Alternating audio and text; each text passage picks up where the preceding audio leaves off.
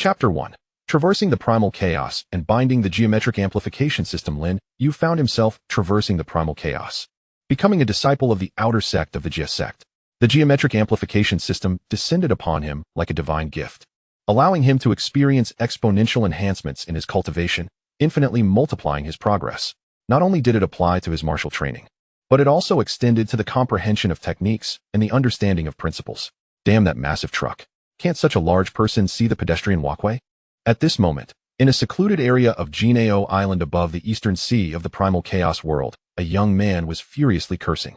Suddenly, a flood of memories surged into his mind, causing Lin Yu to clutch his head in bewilderment. After a considerable time, he pondered, have I truly traversed? Is this the Primal Chaos? Lin Yu was astounded that after his demise, he had transitioned into the Primal Chaos world, and he found the conventional manner of traversing quite cliché. Currently, he bore the identity of a postnatal human, a disciple of the outer sect under the master Tongtian. It seemed that anyone who arrived during the Jie sect's recruitment, regardless of their background, was granted a status akin to Lin Yu's. His previous incarnation also bore the name Lin Yu, who had met his end due to a reckless breakthrough, succumbing to a fit of madness, leaving behind merely a corporeal shell, while his soul had long since turned to ash. This allowed Lin Yu to assume control of this body. Upon grasping his new background, Lin Yu felt a pang of bitterness within. Back on Blue Star, he had lived as an ordinary, reclusive individual, toiling away at a 9-to-9 job, confined to a mere 10-square-meter rental space, while indulging in his passion for the primal chaos. He was well versed in its intricacies. Despite the current grandeur of the Jie sect, proclaimed as the gathering of myriad immortals, he was acutely aware of the impending tragedy that awaited it, reducing it to a mere shadow of its former self.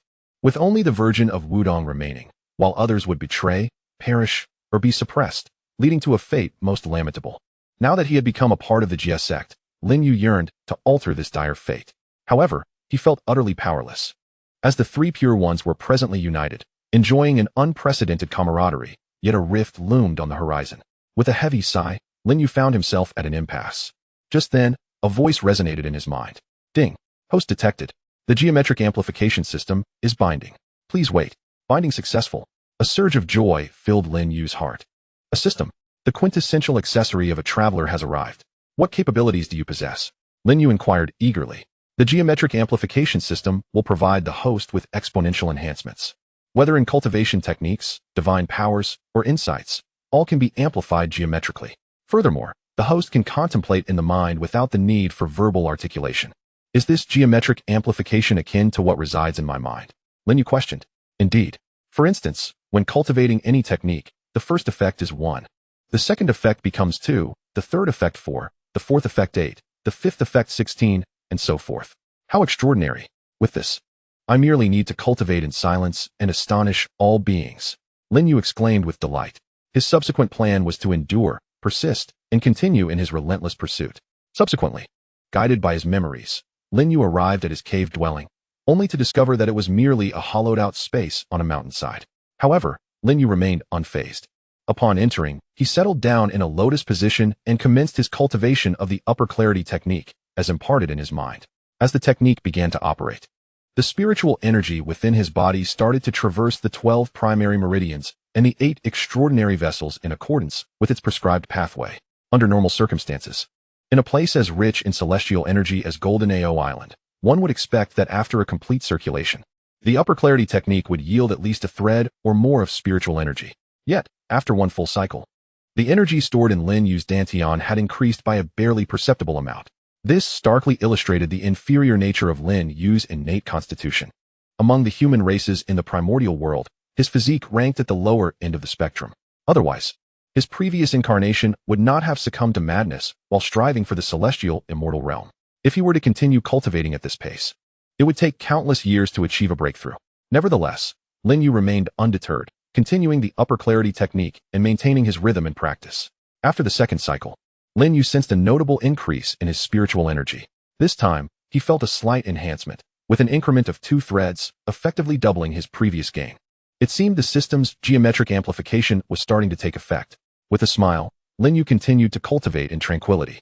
Upon completing the third cycle, he felt the stored spiritual energy had increased by 4 threads, again doubling the previous results. This rapid progress invigorated Lin Yu, making him feel as though his cultivation speed had accelerated significantly. After the 4th cycle, the energy within him had surged by 8 threads. By the 5th cycle, his spiritual energy reached 16 threads, equivalent to a notable growth rate of 16 times what it had been before. After completing the 6th cycle, the increase in spiritual energy had reached 3.2 threads. Lin Yu was uncertain if this speed matched that of the innate human races, but he believed any disparity would be minimal. He sensed the surrounding celestial energy surging wildly into his being. This influx of spiritual energy catalyzed a frantic increase in his internal reserves. After the 7th cycle, the results were astounding. 6.4 threads, representing a 64-fold increase. This demonstrated the power of the system, far surpassing that of other elite cultivation systems. Upon completing the 8th cycle, Lin Yu felt an overwhelming rush of celestial energy filling him, bringing his total to 128 threads of spiritual energy, surpassing even the innate human cultivation rates. The growth of his internal reserves was visibly accelerating. After finishing the 9th cycle, a tingling sensation enveloped him. It was the feeling of abundant spiritual energy flooding his body, a sensation Lin Yu had scarcely experienced due to his earlier slow cultivation pace. As he progressed through the 10th and 11th cycles, by the time he reached the 20th cycle, the celestial energy within him had burgeoned to a staggering 524,288 threads, equivalent to over 50,000, or 5,000 more strands of spiritual energy. Lin Yu felt the emergence of a bottleneck, indicating that he had reached the pinnacle of the Earth immortal realm and was on the verge of a breakthrough. As the 21st cycle of the celestial rotation concluded, an influx of over 10,000 strands of spiritual energy from heaven and earth surged into him, instantly shattering his bottleneck and propelling him to the early stage of the celestial immortal realm. By the 26th cycle, he had reached the peak of the early celestial immortal stage. In the 27th cycle, he advanced to the mid-stage, and by the 28th cycle, he attained the late stage of the celestial immortal realm. Upon completing the 30th cycle, Lin Yu's cultivation reached the initial stage of the true immortal realm, achieving a significant leap from the pinnacle of Earth immortal to the early true immortal stage in less than a day, traversing a vast boundary. In comparison to his previous life, where his cultivation progressed at a snail's pace, Lin Yu's current speed, under the geometric amplification of the system, had surged to over 500 million times faster than before, an astonishing improvement. Just as Lin Yu contemplated continuing his secluded cultivation, a voice intruded upon his thoughts. Lin Yu, junior brother, why do we not see you? Have you not broken through to the celestial immortal stage and are too embarrassed to show your face?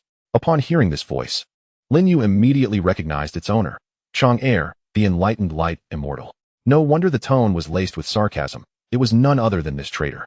Chapter 2. Chang'er's provocation and the breakthrough to the pinnacle of Tai Golden Immortal. Chang'er had always looked down upon Lin Yu, the postnatal human, and frequently bullied him in his previous life. Lin Yu's expression darkened, and he lost all desire to continue his cultivation. After all, the mocking had reached his cave dwelling's entrance, and he could not ignore it any longer. I wondered who it was. It turns out to be senior brother Chang'er. No wonder my left eyelid has been twitching today. Your esteemed presence graces my humble abode. Lin Yu stepped out to see Chang'er, the enlightened light immortal, standing there smugly. Chang'er was taken aback. In all their previous encounters, Lin Yu had always engaged in direct verbal sparring with him. Had it not been for the prohibition against internal conflict imposed by the Heavenly Master, Chang'er would have long since dealt with Lin Yu. Today, however, Lin Yu's tone seemed oddly subdued. Did you break through to the celestial immortal stage? Chang'er inquired with surprise, having scanned Lin Yu's aura. In Chang'er's mind, it was indeed astonishing for Lin Yu, a postnatal human, to advance so rapidly. It was merely a stroke of luck, nothing more, Lin Yu retorted. Unlike you, esteemed Chang'er, who has long since reached the golden immortal realm. When he emerged from his cave, Lin Yu had already instructed the system to conceal his true cultivation level, presenting only the early stage of the celestial immortal realm. However, one must bow their head under the eaves, so he chose to play the humble role for now. After all, it is wise to yield first before asserting oneself. Once he had solidified his position, he would ensure that this impudent fellow would regret his arrogance. I am Chang'er, one of the 7 attendants under the command of the Heavenly Master. Today, I see you have performed admirably. If you have any questions, I am here to assist you. Although Chang'er was puzzled by Lin Yu's demeanor, he extended a rare act of kindness without bullying him. No need to trouble yourself, senior brother. I have just broken through and need to stabilize my realm, so I cannot entertain you at the moment. Meanwhile, Lin Yu internally scoffed. As if I could be unaware of your identity. You even felt the need to announce it. The long-eared celestial had no intention of offering guidance. It was merely a playful jest. However, upon witnessing Lin Yu's respectful demeanor, he found it difficult to concoct a reason to bully him. thus he turned and departed. Once the long-eared celestial left, Lin Yu's expression returned to normal, and he mused inwardly. Just wait until I've bided my time. I shall make you taste the delights of exquisite delicacies and secretive mini-burgers. Lin Yu's situation was far from optimistic, as he was still awaiting the onset of the great calamity of deification. The Shang dynasty had just been established, thriving at its zenith of power, with King Zhou yet to be born. Moreover, it was said that King Zhou had inscribed the magnificent scene of the phoenix and the dragon at Nua's palace, adorned with the finest gilded patterns, where the distant mountains danced in emerald hues, and graceful sleeves fluttered in diaphanous robes.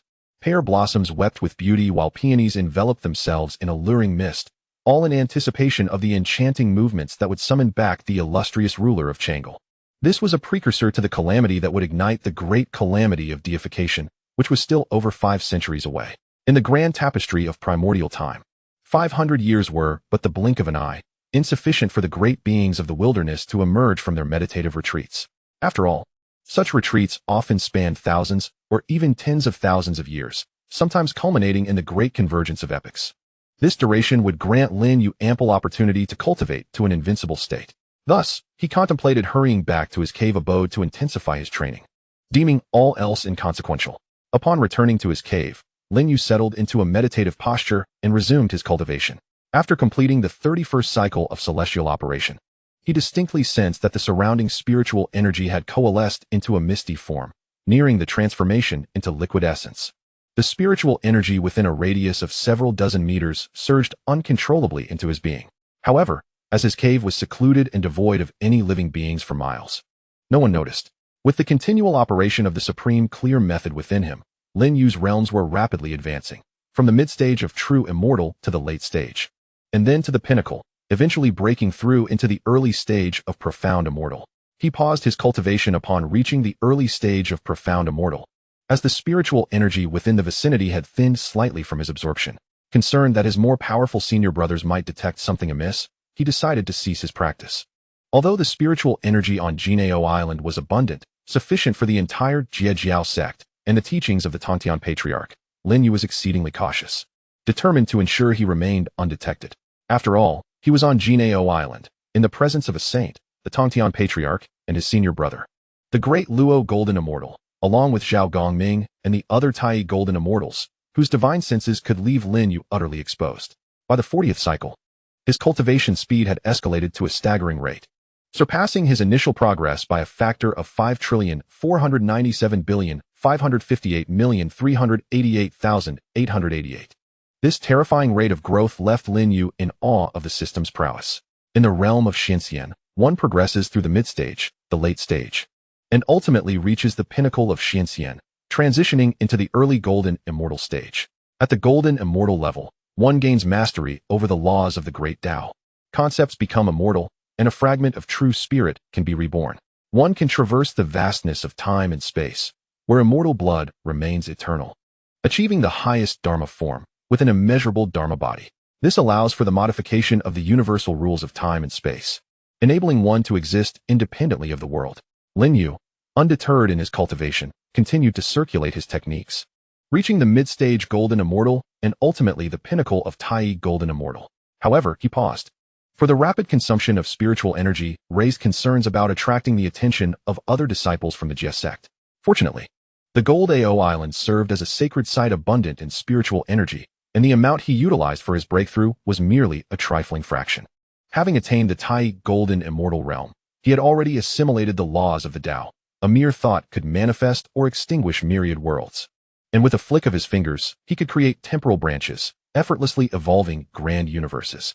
As a master of a realm, he could amend the past and future, with his domain of laws encompassing boundless realms, allowing him to traverse the barriers of time and space at will, journeying across the heavens.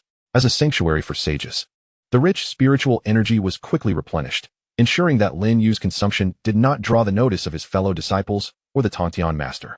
Remarkably, Lin Yu ascended from the peak of Earth Immortal to the pinnacle of Tai Golden Immortal in less than a day, a feat unimaginable for others, who typically could not hope for such advancement in a single day. Yet, with the aid of the Geometric Amplification System, he transcended 5 great realms in that short span. Upon reaching the pinnacle of Tai Golden Immortal, Lin Yu decided to pause, recognizing that further breakthroughs would lead him to the realm of the Luo Golden Immortal, where, given his current aptitude, blooming at the 3rd grade would be commendable. Thus, he resolved to refine the Shangqing technique to lay a solid foundation for the future. During his first iteration of refinement, Lin Yu felt no significant change, for the creation of such techniques often required hundreds of thousands, if not millions, of years of legacy and memory. Undeterred, he persevered. After all, he was a man of the system, where all beings are equal under the geometric amplification. With each subsequent iteration, he maintained his resolve. By the 30th iteration, he had rectified several flaws in the Shangqing technique and improved them one by one. Unwilling to cease his efforts, he continued refining.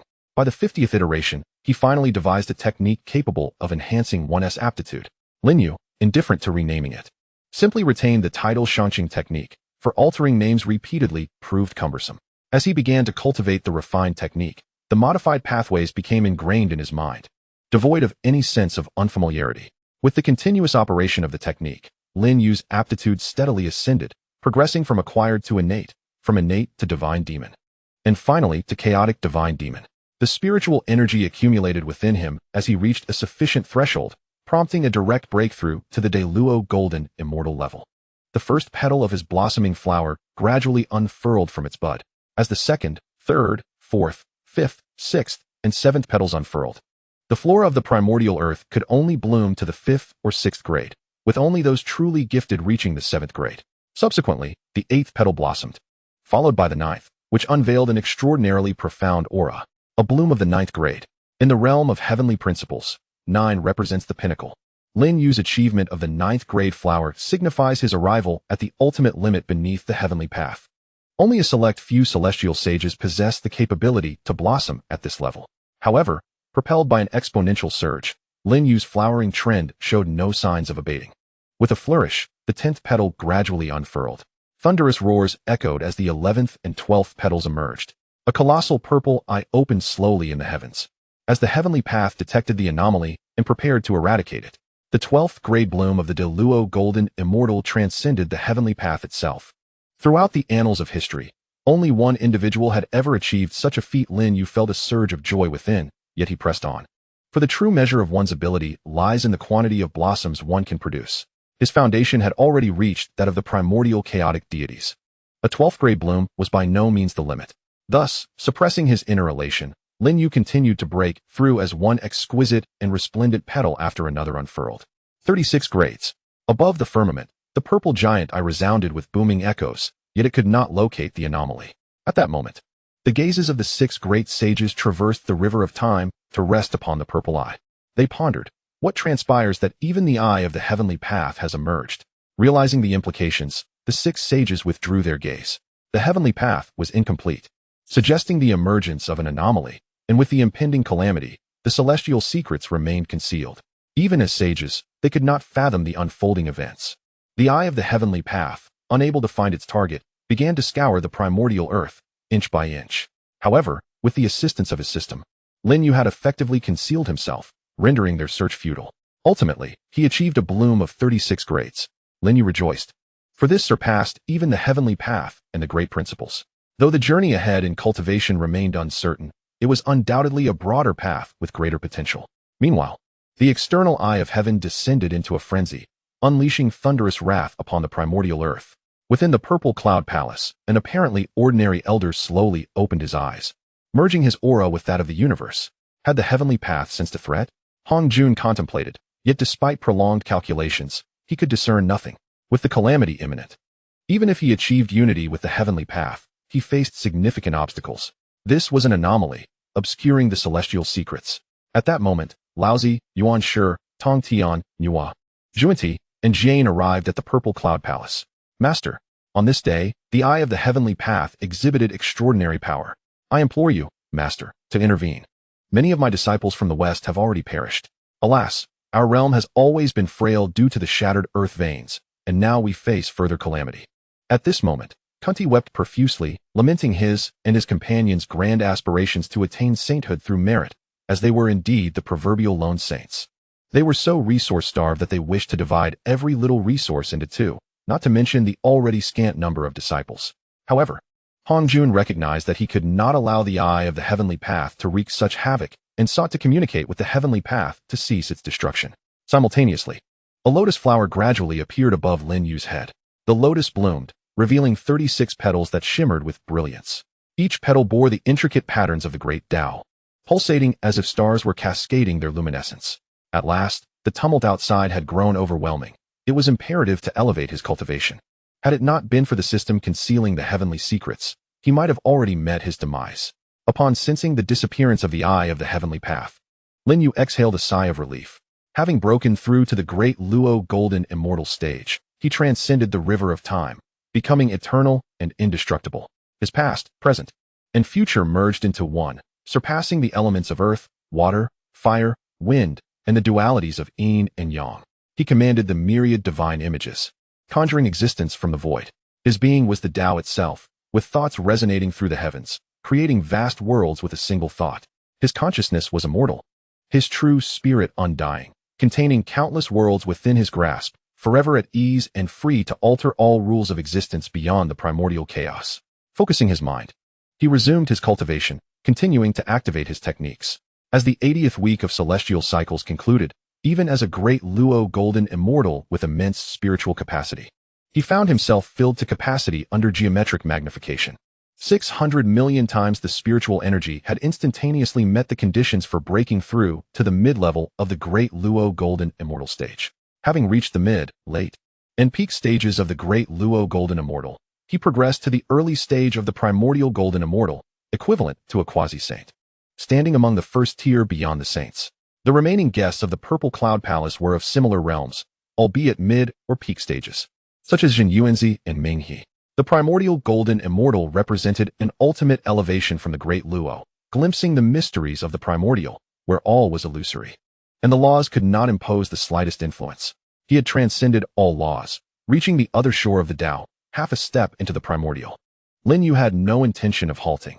As his techniques continued to operate, he ascended through the mid, late, and peak stages of the primordial golden immortal, culminating in the realm of the primordial great Luo golden immortal.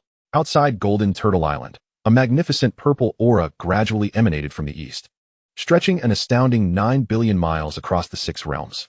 Before long, the vast lands of the primordial were entirely enveloped in this purple aura. At that moment, the auspicious atmosphere reached its zenith, and the flowers of the great Tao rained down, while the runes of heaven and earth swirled in a magnificent dance. Lin Yu withdrew from his cultivation and was momentarily taken aback by the scene before him. He pondered inwardly, "System, has not the heavenly secrets been concealed?" A response resonated in his mind from the geometric multiplication system. The heavenly secrets have indeed been veiled. This is merely a manifestation brought forth by the Tao in response to someone achieving the breakthrough to the primordial great Luo golden immortal. Chapter 4. A profusion of anomalies. The breakthrough to the primordial Tai Chi great Luo golden immortal in the external world. The auspicious aura had reached its zenith. The descending spiritual rain blanketed the vast primordial earth. Is someone attaining sanctity?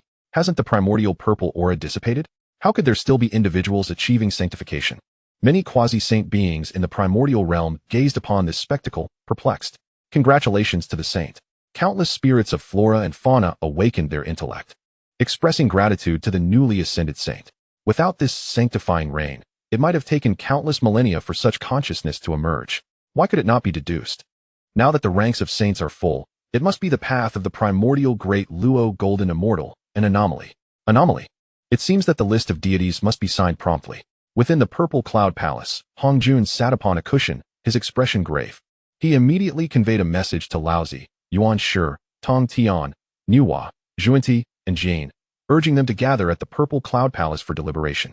The matter of deifying the saints had been discussed for some time, but Tongtian had yet to consent, while the other 5 saints had already agreed. However, without Tongtian's approval and signature on the list, the deification calamity could not commence. If the list remained unsigned, would the 3 pure ones not descend into chaos? Hongjuan's favored disciple, Hao Yin, lamented that the heavenly court was now but a few insignificant beings, lacking any semblance of authority. This time, Hongjun intended to apply pressure to ensure that Tongtian would sign the deification list, allowing the Western teachings to rise opportunely in preparation for the next calamity. After all, during the conflict between Dao and Demon, Luo, who had utilized the extermination sword diagram in conjunction with the extermination sword, the slaying sword, the trapping sword, and the absolute sword to ignite the spiritual veins of the West. This had burdened Hongjun with immense karmic repercussions from the West, which ultimately must be repaid. Deep within the primordial realm, as Lin Yu broke through to the primordial great Luo golden immortal, chaotic divine demons began to dance, and blossoms embodying the principles of the Dao bloomed in celebration of Lin Yu's achievement. After all, the primordial great Luo golden immortal belongs to the Dao, while the saints belong to the Heavenly Dao. On Lin Yu's side, he quickly sought the system's assistance to shield him, otherwise, it would be unwise for the Heavenly Dao to come seeking him. Upon reaching the realm of the primordial great Luo golden immortal, encountering the other 6 saints in the primordial world, even if he were to falter, he could still escape. After all, saints in the primordial realm possess the ability to be reborn infinitely with the aid of the Heavenly Dao, while the primordial great Luo golden immortal has but one life. Beyond the primordial realm, one could easily manipulate the saints, as they would lack a source of spiritual energy outside of it. As a primordial great Luo golden immortal, the external world would be like water to fish. Upon attaining the realm of the primordial great Luo golden immortal, one could manifest and extinguish all worlds with a mere thought, master the laws of the Dao, comprehend the essence of the Dao, clarify all matters, and perceive the past and future. One would command the destinies of countless beings, ruling over the cosmos, transcending past and future, free from beginnings and ends, untouched by karma save for that of the saints. The primordial universe is poised to reopen, heralding the arrival of immeasurable calamities that will plunge all realms of time and space into chaos, returning everything to a state of nullity. Unbeknownst to Lin Yu, the external world is stirred by colossal waves of upheaval, yet he remains steadfast in his cultivation. His foundation is rooted in the essence of primordial chaos, and as long as the spiritual energy is sufficient, he can transcend his current boundaries. Within the realm of Dao, no obstacles present themselves. As the supreme clarity technique circulates, Lin Yu's prowess continues to ascend, from the mid-stage of the first heaven of the Hunyuan Dayuo Golden Immortal to the late stage, and ultimately to the pinnacle of the first heaven. He then progresses to the early stage of the second heaven, and reaches the mid-stage of the third heaven. At this juncture, his cultivation is commensurate with that of a mid-stage saint, rivaling the powers of Nuwa and Zhunti.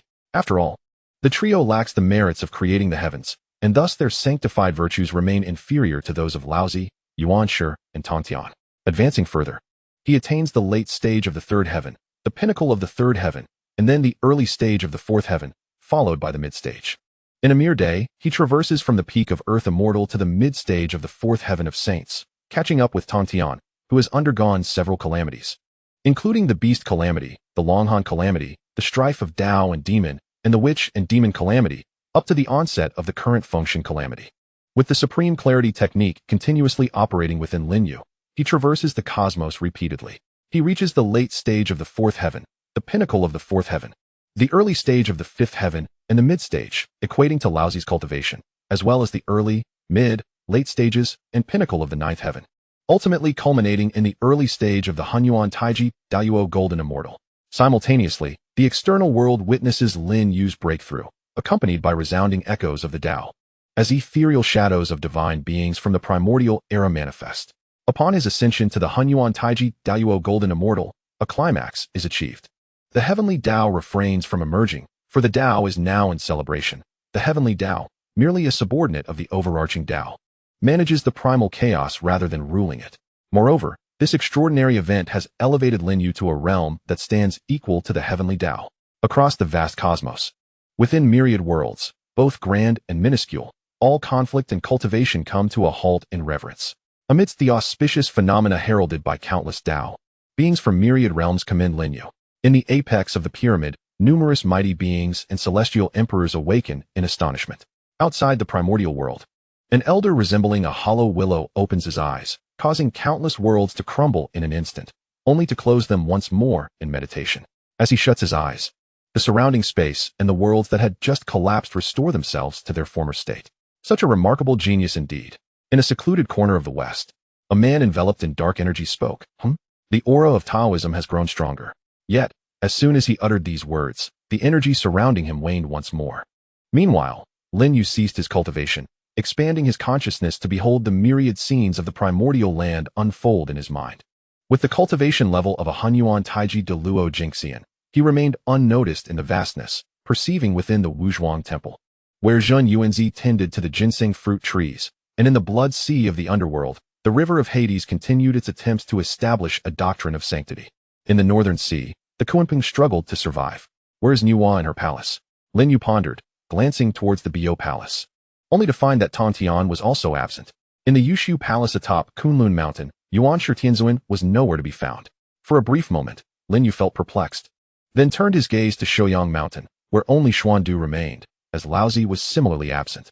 In the Sumeru Mountains' blissful world, both the Taoist of purity and the Taoist of guidance were missing, leaving only the disciples of the Western sect. They must be convening in the Zhijiao Palace to discuss the canonization list, Lin Yu mused, and then directed his consciousness into the Zhijiao Palace. Chapter 5. Canonization Conference at Bio Palace. Indeed, at this moment within the Zhijiao Palace, the 6 Heavenly Dao saints of the Primordial World had gathered here, with the Dao ancestor Hongjun presiding over the proceedings from his exalted position. Hongjun, at this juncture, stood at the threshold of the Heavenly Dao realm, capable of reaching full Dao status under the Dao's endorsement. Tongtian, he stated with a sharp tone, the canonization list is a matter of great importance. It is not something one can simply refuse to sign. This time, it must be signed. The emergence of anomalies cannot be postponed any longer. With a smile, Laozi interjected. What you say is indeed true, Tongtian. The matter of canonization is of utmost significance and pertains to the accumulation of merit. After all, for Laozi, there was only Xuandu under his command, who had already attained the quasi-saint level. Thus, it was not his concern to intervene. The canonization is also vital for our survival through the impending tribulations. Once the calamity strikes, we, as saints, will not be entirely secure. The canonization list can allow us to manage the tribulations, he continued. Tongtian, you must consider this carefully. At this point, the 3 pure ones had long since parted ways, and Yuanshi would not bestow any favorable disposition towards his third brother. Furthermore, the Jie sect, claiming to be the assembly of myriad immortals, would occupy a significant portion of the canonization list with numerous beings. Indeed, Tongtian, my teacher's method is unparalleled. It allows us to safely navigate the tribulations while simultaneously aiding our junior brother Haoyan in expanding his ranks, thereby enhancing the governance of the primordial realm. It is a truly mutually beneficial arrangement, the Taoist of purity remarked with a smile. The Taoist of guidance followed suit, urging, Tongtian, you should sign the canonization list. Delaying further will lead to the tribulations slipping beyond our control. Let us heed our teacher's wisdom. After all, Hongjun had promised that the Western sect would not partake in the canonization calamity, as during the decisive battle with Rahu. The repercussions of the detonation of the Western Earth's spiritual veins fell squarely upon Hongjun's shoulders, a debt of karma that must inevitably be repaid. The great calamity of the divine decree was a preparation for the rise of the Western teachings, which naturally piqued the interest of both Zhunti and Jiejiao, urging them to stoke the flames of ambition. Furthermore, during this period, they had ample time to venture eastward to reap benefits and gather resources to bring back to the West. The current state of the Western lands is shattered and the spiritual veins severed. Otherwise, Zhunti and Jiejiao would not have resorted to loans for sanctification, vowing to fulfill 48 grand aspirations. This was a guarantee for the revival of the West, and thus the Heavenly Dao conferred merits upon them for their ascension to sainthood. They were certainly not going to miss such a golden opportunity. Meanwhile, Nuwa remained silent, neither supporting Tongtian nor advocating for Hongjun and the other 4 saints. Her stance was one of detachment, for she had no disciples and thus no stake in the matter. In this harsh reality, her refusal to strike Tongtian when he was down was already the greatest act of mercy. Tongtian bowed his head in silence, aware that his disciples were numerous, while the Western teachings refrained from participating in the divine decree. In contrast, the elder brother Laozi had but 1 disciple, and Nuwa was completely uninvolved.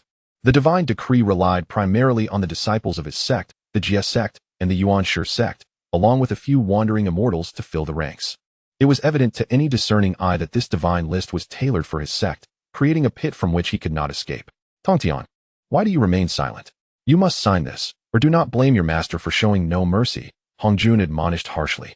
The other 4 saints were growing impatient. Umitba. Indeed, Tongtian, do you intend to defy the master's command and resist the calamity? Even if you refuse to sign, you cannot halt the inevitable. If you don't sign, humph. Zhunti interjected with a hint of sarcasm. This divine list is exceedingly unjust to my Jie sect. Otherwise, I would have claimed it long ago, Tongtian declared, lifting his gaze to survey the room. The other 5 saints and Hongjun remained unresponsive, their expressions indicating that there was no room for negotiation, and they would not allow Tongtian to prolong the matter any further. Recognizing the futility of resistance, Tongtian sighed and conceded, Since it has come to this, I shall sign. Under duress, Tongtian reluctantly inscribed his name on the divine list, understanding that even if he abstained, Hongjun would signal the other 5 saints to place his disciples on the list to mitigate the calamity. By signing, his disciples would at least have a chance to compete for survival. Excellent. Excellent. Truly excellent. Hongjun exclaimed joyously upon seeing Tongtian's signature. The other 4 saints laughed as well, while Nuwa remained silent, offering no words or expressions. Observing this scene, Lin Yu did not intervene, for he felt that dealing with these pretentious tyrants was a simple matter. Now that he had achieved the pinnacle of the Dao, the Hunyuan Taiji Dayuo Golden Immortal, he refrained from further advancements, fearing that the Heavenly Dao would seek to expel him from the primordial realm. Now, having traversed to the era of the primordial chaos and the investiture of the gods, one must indeed immerse oneself in the breathtaking scenery of this ancient realm and witness the tribulations that unfold. Otherwise, it would be a most regrettable endeavor. At this moment, a radiant purple light descended from the heavens, landing within the Biao Palace atop Golden Ao Island. Upon witnessing this spectacle, the disciples of the Jie sect discerned that their master had returned and hurriedly emerged from their seclusion to pay their respects at the Biao Palace.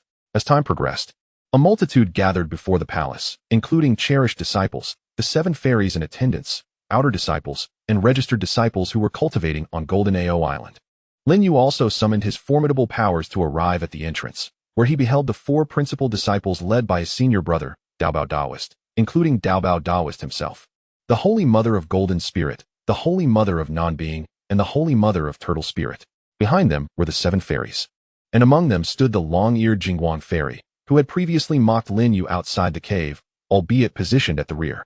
In front of him were several illustrious figures: the Cloud Fairy, the Golden Hoop Fairy, Ma Sui, the Pai Lu Fairy, the Lingya Fairy, the Qiushou Fairy, and the Golden Light Fairy. With a sweep of his divine consciousness, Lin Yu noted that among the 7 fairies, 6 were animals and 1 a plant. Their essence is represented by the golden whisker Ao fish, a horse, an ancient yellow-toothed elephant, a green lion, a golden-haired hound, a rabbit, and reeds. Nearby were the 2nd-generation disciples led by Zhao Gongming and the 3 Shaos, as the 7 fairies also belonged to this generation. However, their status was elevated due to their service to the Tongtian master. Otherwise, Tongtian would not have entrusted the 6 soul flags to the long-eared Jingguang fairy. Alas, it was a source of both ridicule and sorrow, as 6 of the 7 fairies ultimately defected to the Western sect, with 1 disappearing without a trace. Behind Zhao Gongming and the 3 Shaos were the 10 heavenly lords, the 4 saints of 9 Dragon Island, and other 2nd-generation disciples, including Lin Yu, Luo Xian, Hanji Fairy, and Shi Jinyang Yang, among others. Further back were the 3rd-generation disciples, led by Wen Zhong, including the Holy Mother of Fire Spirit and others. Lastly, at the rear were the 4th-generation disciples, such as Hu Lei and Yu Hua. Lin Yu, having been personally accepted as a disciple by the Tongtian master during his journey through the primordial chaos, could also be regarded as a 1st-generation disciple. This indeed represented the greatest fortune of Lin Yu's former self. Chapter 6. Conference at Biao Palace. Bestowment of treasures by Tongtian. At this moment, Lin Yu stood behind the cherished disciples, just before the 7 fairies, which was the very reason the long-eared Jingguang fairy had persistently troubled him. After all, Lin Yu had merely been a peak Earth immortal, yet he had ranked ahead of someone who was a golden immortal, naturally inciting considerable resentment. "Welcome, Master. May you enjoy eternal longevity," proclaimed the disciples of the Jie sect, with Lin Yu among them. Indeed, had it not been for the Tongtian master accepting Lin Yu as his disciple and imparting his teachings, Lin Yu's former self might have languished for countless years.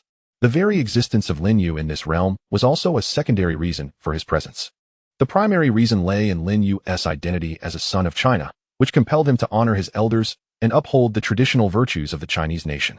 Upon the lotus seat of the Grand Hall, the figure of the celestial master of the way emerged with a heavy demeanor, stating, "Today, the venerable Hongjun, the Dao ancestor, has presided over the signing of the list of deities. The calamity of the Great Tribulation is imminent. The 3 teachings have collectively endorsed this list. All whose names appear upon it shall face peril and must descend to confront their fate." The disciples below were instantly filled with trepidation, fearing their inclusion on the list. The esteemed senior brother Daobao stepped forward to inquire, "May I ask, Master, how many slots are there on the list of deities? And how shall one navigate through this tribulation?" With a sigh, the celestial master straightened his expression and replied, "This iteration of the list of deities has been orchestrated by Master Hongjun, aimed at addressing the Great Tribulation and augmenting the ranks of our celestial overseer, the Heavenly Master Haoyan. Those inscribed shall be governed by the divine punishing whip, obeying the commands of Heavenly Master Haoyan, thus enabling him to restore order within the primordial chaos.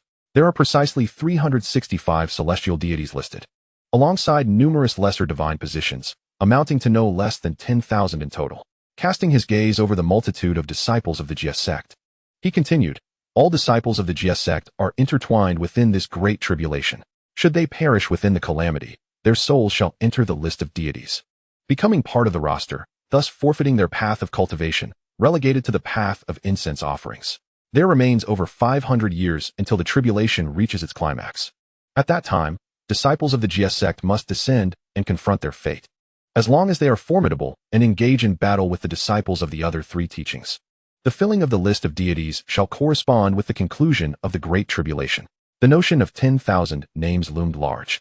While the human sect was represented by but a solitary figure, Xuandu, and the Chan sect by merely a few hundred individuals, was it not evident that the Jie sect would bear the brunt of filling the vacancies? Realizing this, many disciples of the Jie sect were thrown into a state of panic.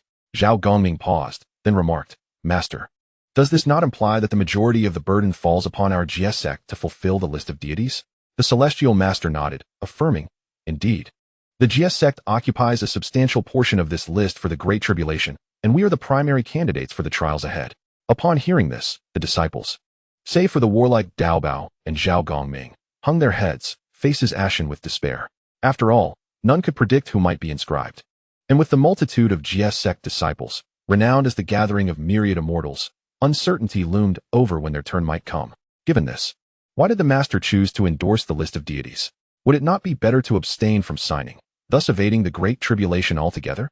Long Ear and Radiant Light Immortal voiced this concern, prompting the other disciples to direct their gaze towards the celestial master.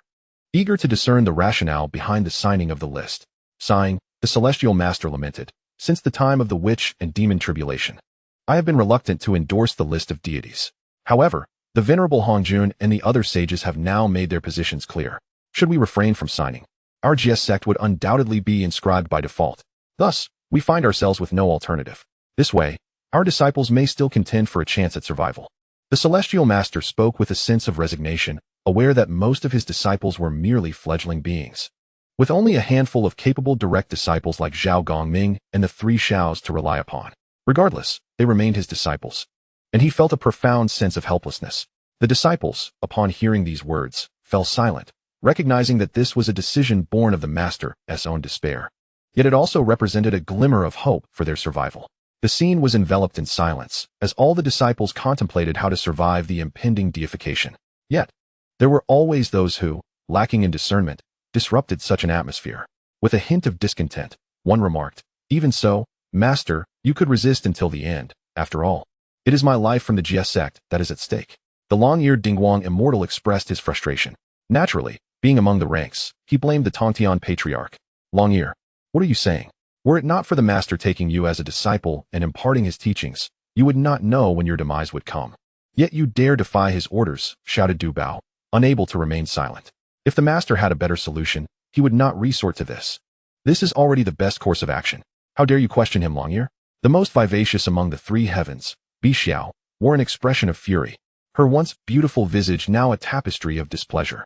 Lin Yu, unable to bear it any longer, thought to himself, what kind of foolishness resides in that Long-ear's head to utter such words? No wonder he ultimately betrayed the Jie sect and joined the Western teachings. Such foolishness. Does he not know the purpose of that head of his? Is it merely for devouring radishes? The other disciples turned their gazes towards Lin Yu, who had spoken up, while Du Bao, Wudong Saintus, and the three heavens exchanged looks of goodwill with him. At this moment, long-eared Dingguang Immortal recognized Lin Yu, the very one who had flattered him that morning, now daring to speak against him. Enraged, he retorted, Lin Yu, what concern is it of yours to speak so? I merely stated the truth. Truth? I see you as a short-sighted coward, fearful for your life. Lin Yu replied calmly, casting a glance at Long-ear. Enough. Given the current circumstances, you all shall refrain from descending the mountain during this period before the calamity arrives. Focus on your cultivation and refrain from stirring up trouble. Otherwise, should you perish now, you will have no opportunity to ascend the deification rankings, the Tongtian patriarch remarked, casting a puzzled glance at Lin Yu before addressing the disciples. Indeed, we shall stand united with the Jie sect. The disciples echoed in unison. With a sigh, Tongtian said, Dubao, Wudong, Lin Yu, remain here. The rest may withdraw. The remaining disciples promptly exited, leaving only a few, including Lin Yu. At this juncture, Lin Yu found himself perplexed. Did the Tongtian patriarch perceive his cultivation? That seemed implausible. After all, he had concealed his powers, having attained the status of a Hunyuan Taiji de Luo Golden Immortal. The Heavenly Dao could not discern his cultivation, let alone Tongtian. Even if he were to stand bare, Tongtian would not see a single hair. Should Tongtian be privy to Lin Yu's inner thoughts, he would surely scoff. Why would I care to see you bare? Not a single hair visible, isn't that the point? The Tongtian patriarch then revealed several spiritual treasures, which floated gracefully in the air. A piece of Buddhist dust, under the control of Tongtian, descended before Daobao. This spiritual treasure is the primordial Buddhist dust, an exquisite innate spiritual artifact, a relic from before Daozu Hongjun attained enlightenment. It has absorbed a trace of the Heavenly Dao's merit, bestowing upon it immense power. I present it to you for self-defense during the impending calamity. Daobao promptly accepted the primordial Buddhist dust, expressing his gratitude. Thank you, Master, for this precious gift. Then, a streak of flowing light halted before the Wudong Holy Mother. This is the heart-piercing lock, also bestowed upon me by Daozu Hongjun. Once activated, it will cause the 3 flowers atop the head and the 5 energies within the chest of the target to dissipate entirely, while also firmly restraining their 3 souls and 7 spirits, as well as their internal organs. I entrust this lock to you for your protection and for vanquishing foes, declared Tongtian. Thank you, Master, for this precious gift, Wudong Holy Mother said as she accepted the heart-piercing lock, realizing she did not possess as many spiritual treasures as Daobao. Lin Yu observed as Tongtian granted treasures to both Daobao and Wudong, gazing eagerly at Tongtian. Having just traversed into this realm a day ago, despite his high cultivation, he possessed no spiritual artifacts. In his previous life as a recluse, he had often fantasized about such treasures. After all, who among earthlings does not yearn to realize their dreams of possessing a magical artifact? The system could amplify his strength, but could not conjure artifacts from thin air. Noticing Lin Yu's longing gaze, Tongtian waved his hand, retracting several spiritual treasures from the air. Lin Yu, bewildered, was taken aback. What was this? A rattle drum? Chapter 7. Demonstrating a modicum of cultivation. Preparing to reap benefits. Seeing Lin Yu's perplexed expression, Tongtian understood his confusion and presented the rattle drum to him. This is a fishing drum, a supreme innate spiritual treasure. Shaking it can inflict significant damage to the consciousness and soul of your enemies. I obtained it from the treasure cliff. It is typically used to gather disciples for my sect, but with the calamity approaching, you shall take it for your protection. Lin Yu instantly envisioned himself shaking the drum before his adversaries. It would indeed be quite impressive. Embracing the principle of not refusing a valuable gift, he reached out to accept it, recalling the image of using spiritual treasures against foes. However, he suddenly realized that as a primordial Tai Chi Great Luo Golden Immortal, there were no adversaries he could not overcome in the wilderness. A mere glance or a flicker of consciousness would suffice, rendering the act of shaking the fishing drum unnecessary. Then, Tongtian declared, if you have no urgent matters, you may take your leave. Daobao and Wudong cupped their hands in respect. Yes. They turned and exited the Bio Palace. However, just before leaving, Daobao glanced back at Lin Yu, pondering why his junior brother remained behind. Despite his curiosity, he ultimately exited the palace, having previously agreed to depart. Lin Yu, do you have something to report? Tongtian inquired, noticing Lin Yu still standing there. In Lin Yu's heart, there was a plan forming. He gazed at the Tongtian cult master and inquired whether his esteemed master had any unused spiritual treasures, preferably weapons that exuded a certain elegance, ideally a sword. Lin Yu naturally harbored the dream of soaring through the skies on a sword, despite the fact that with a mere thought, he could traverse any corner of the Hongwang realm. Yet this did not quell his yearning for the experience of flying on a sword. What boy does not dream of gliding through the air on a blade?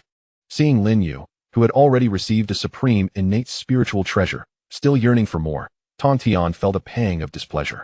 With your peak Earth immortal realm, it would take you tens of thousands of years just to initially refine it to unleash its full potential.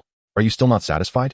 After all, his other 2 direct disciples and the 7 immortals along with Zhao Gongming had not been granted any treasures. Bestowing a supreme innate spiritual treasure upon Lin Yu was already a significant act of favoritism. Indeed, Tongtian felt a special connection to Lin Yu, which prompted him to make an exception and accept him as a disciple, rather than allowing other disciples to take him on as a second-generation student. Tongtian also recognized that Lin Yu had been remarkably intelligent since childhood, and now he was unexpectedly climbing the ranks with such tenacity, which took Tongtian by surprise. Lin Yu, realizing the gravity of the situation, acknowledged that his outward display of cultivation was that of a peak earth immortal, which might appear quite astute in Tongtian's eyes. He explained, "Master, I have truly made a breakthrough. Granting me another spiritual treasure would be entirely appropriate." With that, he revealed his cultivation to the early celestial immortal stage. Tongtian chuckled upon seeing this. "Your cultivation is but a trifle," he remarked, only to sense Lin Yu's aura steadily ascending. Mid-celestial immortal, late celestial immortal, peak celestial immortal, and then to early true immortal, culminating in the pinnacle of the great Luo golden immortal stage. Tongtian was left in a daze.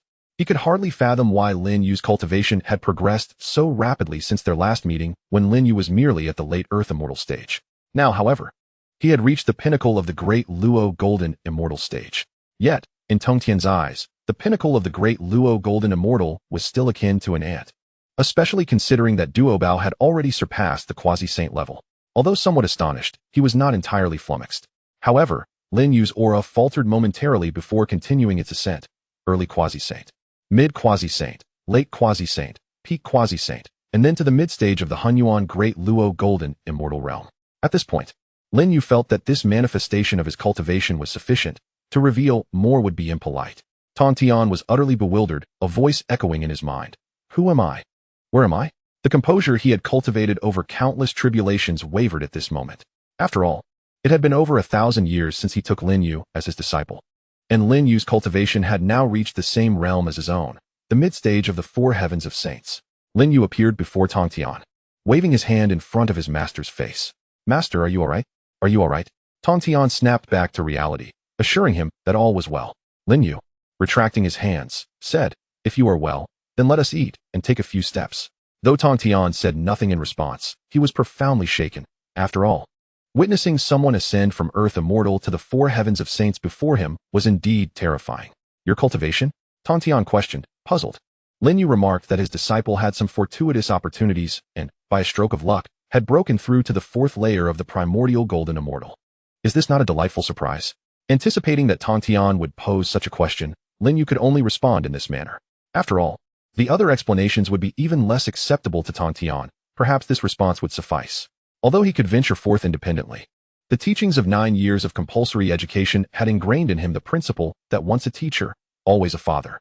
It had been less than a day since he traversed into the primordial world, and Tongtian had already assisted his previous incarnation so significantly that it was unlikely Lin Yu would have arrived at this moment otherwise.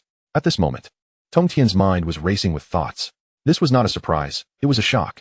Tongtian had never encountered someone so shameless. Throughout the tumultuous epochs of the primordial realm, he had never heard of anyone's fortune being so extraordinary, leaping directly from an earth immortal to the fourth layer of the primordial golden immortal.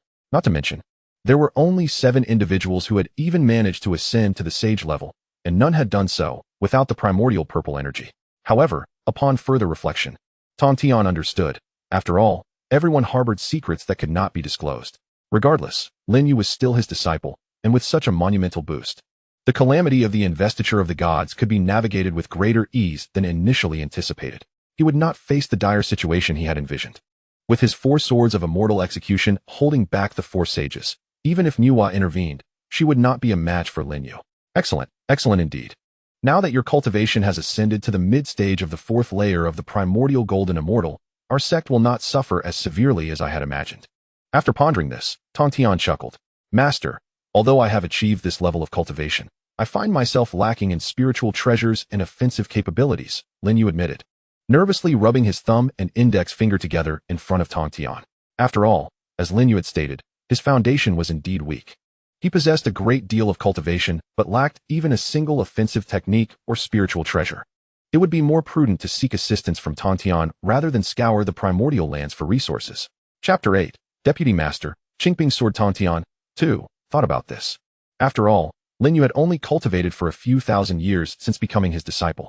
While his cultivation had improved somewhat, his spiritual treasures and techniques were still considerably lacking.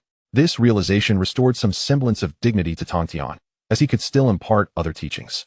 With this thought, Tongtian burst into hearty laughter, causing the surrounding space to ripple as if on the verge of shattering, and the golden Ao island trembled in response. The many disciples of the Jie sect, who had just retreated, raised their heads to gaze upon the magnificent Bio palace atop Ziji cliff. They could not fathom why their master was so jubilant, especially since the matter of the investiture of the gods loomed over them like a mountain, weighing heavily upon their hearts. Among them, a few disciples, including the long-eared Dingguang immortal, whose intentions were less than pure, suspected that Tongtian had deliberately ensnared them in this overwhelming vortex. Resentment brewed within their hearts, and they harbored grudges against the very master who had guided their cultivation and provided them with protection. Upon witnessing the unfolding situation, Lin Yu gestured to stabilize the surrounding space and lamented, "Master, the calamity of the Fengshen has yet to commence. You cannot hastily dismantle Jiejiao Island." However, Lin Yu's consciousness had never wavered from its focus, and he had discerned the condition of Jiejiao Island, as well as the resentful expressions of several disciples. His awareness was primarily fixated on the long-eared Dingguang immortal, eagerly anticipating the moment to crush this traitorous rabbit spirit. "Ah, I was careless. I didn't manage my strength well." Tongtian bellowed with laughter, having previously established a barrier around the area to ensure that no external disturbance would ensue. "I possess the 4 swords of extermination, the Qingping sword, the 6 souls banner, the purple lightning hammer, the devouring heaven shield, and the 9 dragons cauldron, among other exquisite innate spiritual treasures. Please, choose as you wish." Tongtian exhibited all his treasures, including the 4 swords of extermination that he wielded. Lin Yu observed the array of treasures before Tongtian, almost overwhelmed by the sight. "Goodness, it seems you have laid bare your entire fortune," he remarked. Without hesitation, Lin Yu inquired, "Master, do you truly require the Qingping sword? If not, I would gladly accept it." "Brat, take it, Tongtian replied nonchalantly. He seldom resorted to weapons, wielding them only against formidable foes. The 4 swords of extermination sufficed. The Qingping sword had always been worn at his waist, serving more as a symbol of status than a practical weapon. Tongtian had considered bestowing the Qingping sword upon Lin Yu, recognizing that with Lin Yu's cultivation level, he could no longer remain a mere outer disciple and was preparing to appoint him as the vice-head of the Jie sect. Lin Yu accepted the sword with delight, but not before Tongtian erased his mark from it, thus simplifying the process of refinement. "I intend to appoint you as the vice-head of the Jie sect. Do you accept this position?" Tongtian gazed at Lin Yu. Lin Yu had not anticipated such an immediate promotion, yet he felt indifferent, acknowledging that his strength warranted the role. "Very well," Lin Yu responded. Tongtian was overjoyed, having feared that Lin Yu might disdain the position of vice-head, which was traditionally aligned with Yuanshi. "Excellent, excellent, splendid," Tongtian exclaimed, feeling a significant weight lifted off his shoulders. Yet, the looming presence of Hongjun still cast a shadow of pressure. "What are your thoughts on the matter of the Fengshen?" Tongtian inquired further. "Rest assured, Master, I will oversee the disciples of the Jie sect, relieving you of concern in this regard. However, I kindly request that you allow me to handle the grievances of the disciples, including Long-Ear," Lin Yu assured, patting his chest confidently. Tongtian understood the dissatisfaction of Long-Ear and the others, as Jiejiao Island was his sacred ground, with his consciousness firmly anchored there. Yet, since Lin Yu had offered, he entrusted the matter to him. "Very well, handle it as you see fit," Tongtian acquiesced. Lin Yu nodded and took his leave, eager to return and refine the spiritual treasure. Soon, the disciples of the Jie sect on Jiejiao Island heard a resounding voice proclaiming that from this day forth, Lin Yu would serve as the vice-leader of the Jie sect. In the absence of the leader, he would preside over all matters. Although the disciples were unaware of the reasons behind this decision, they dared not question the leader's judgment, with the exception of Chang'er. In the depths of Chang'er's dwelling, he wore a sullen expression, cursing under his breath. How has Lin Yu become the vice-leader? With his pitiful strength, I could crush him with a mere finger. I cannot fathom what the leader is thinking. Suddenly, Lin Yu's figure materialized before him, causing Chang'er to tremble in fear. The celestial realm was unable to discern Lin Yu's cultivation, and the latter had appeared without any prior indication, making it clear that Lin Yu was not to be trifled with. Moreover, Chang'er recognized the gleaming Qingping sword at Lin Yu's waist, having seen it often in the presence of the Tongtian leader, who was accompanied by the 7 immortals. "Vice-leader, you have arrived." Chang'er quickly altered his demeanor, speaking with newfound respect. Regardless of Chang'er's internal turmoil, Lin Yu was there to exact revenge. With a wave of his hand, he summoned a pile of offerings from the toilets of several ordinary families from the Shang dynasty and placed them before Chang'er. "This is a reward for you. Enjoy," Lin Yu declared, exerting pressure with his cultivation to intimidate Chang'er. At that moment, Chang'er felt as though he were being scrutinized by a primordial beast, unable to unleash his full potential due to Lin Yu's oppressive aura. Gazing at the pile of offerings, Chang'er swallowed hard, contemplating how long it would take to consume them. He then transformed back into his original form, swiftly devouring them in a manner akin to a ravenous beast. Lin Yu, however, found little pleasure in this grotesque spectacle, an experience he had never encountered before, whether on Earth or in the primordial realm. The overwhelming pressure ultimately shattered Chang's air, causing his body and soul to dissipate, along with several disciples who had previously harbored resentment towards Tongtian. With the Fengshen calamity yet to commence, they had no chance of ascending the Fengshen list. Lin Yu subsequently appeared at the center of Ziji Cliff, where he established a cave dwelling. For the spiritual energy here was richer, thus enhancing the base for the Geometric Amplification System. He sat cross-legged, withdrew the Qingping sword, and began the process of refinement. As a top-tier innate treasure, the Qingping sword was bound by 48 innate restrictions. The absence of even one would elevate it to the status of an innate supreme treasure. However, Lin Yu was not skilled in artifact refinement and lacked the necessary prowess, so he resolved to simply focus on the refinement process. As Lin Yu proceeded, the restrictions gradually unraveled. A trace of progress, 10% progress, 1 restriction, 2 restrictions, 24 restrictions, and finally, all 48 restrictions. In less than 2 hours, he had completely refined the Qingping sword, gaining full mastery over it. He then produced another spiritual treasure, a rattle drum. Chapter 9, Shoyang Mountain. Huiyun Cave. Lin Yu's consciousness delved into the rattle drum. To my astonishment, there exists a supreme innate spiritual treasure endowed with 48 prohibitions, which may indeed prove advantageous in combat. The treasures classified with prohibitions ranging from 13 to 24 are considered medium-grade innate spiritual treasures. Those with prohibitions from 25 to 36 are deemed high-grade innate spiritual treasures, while those with 37 to 48 prohibitions are regarded as supreme innate spiritual treasures.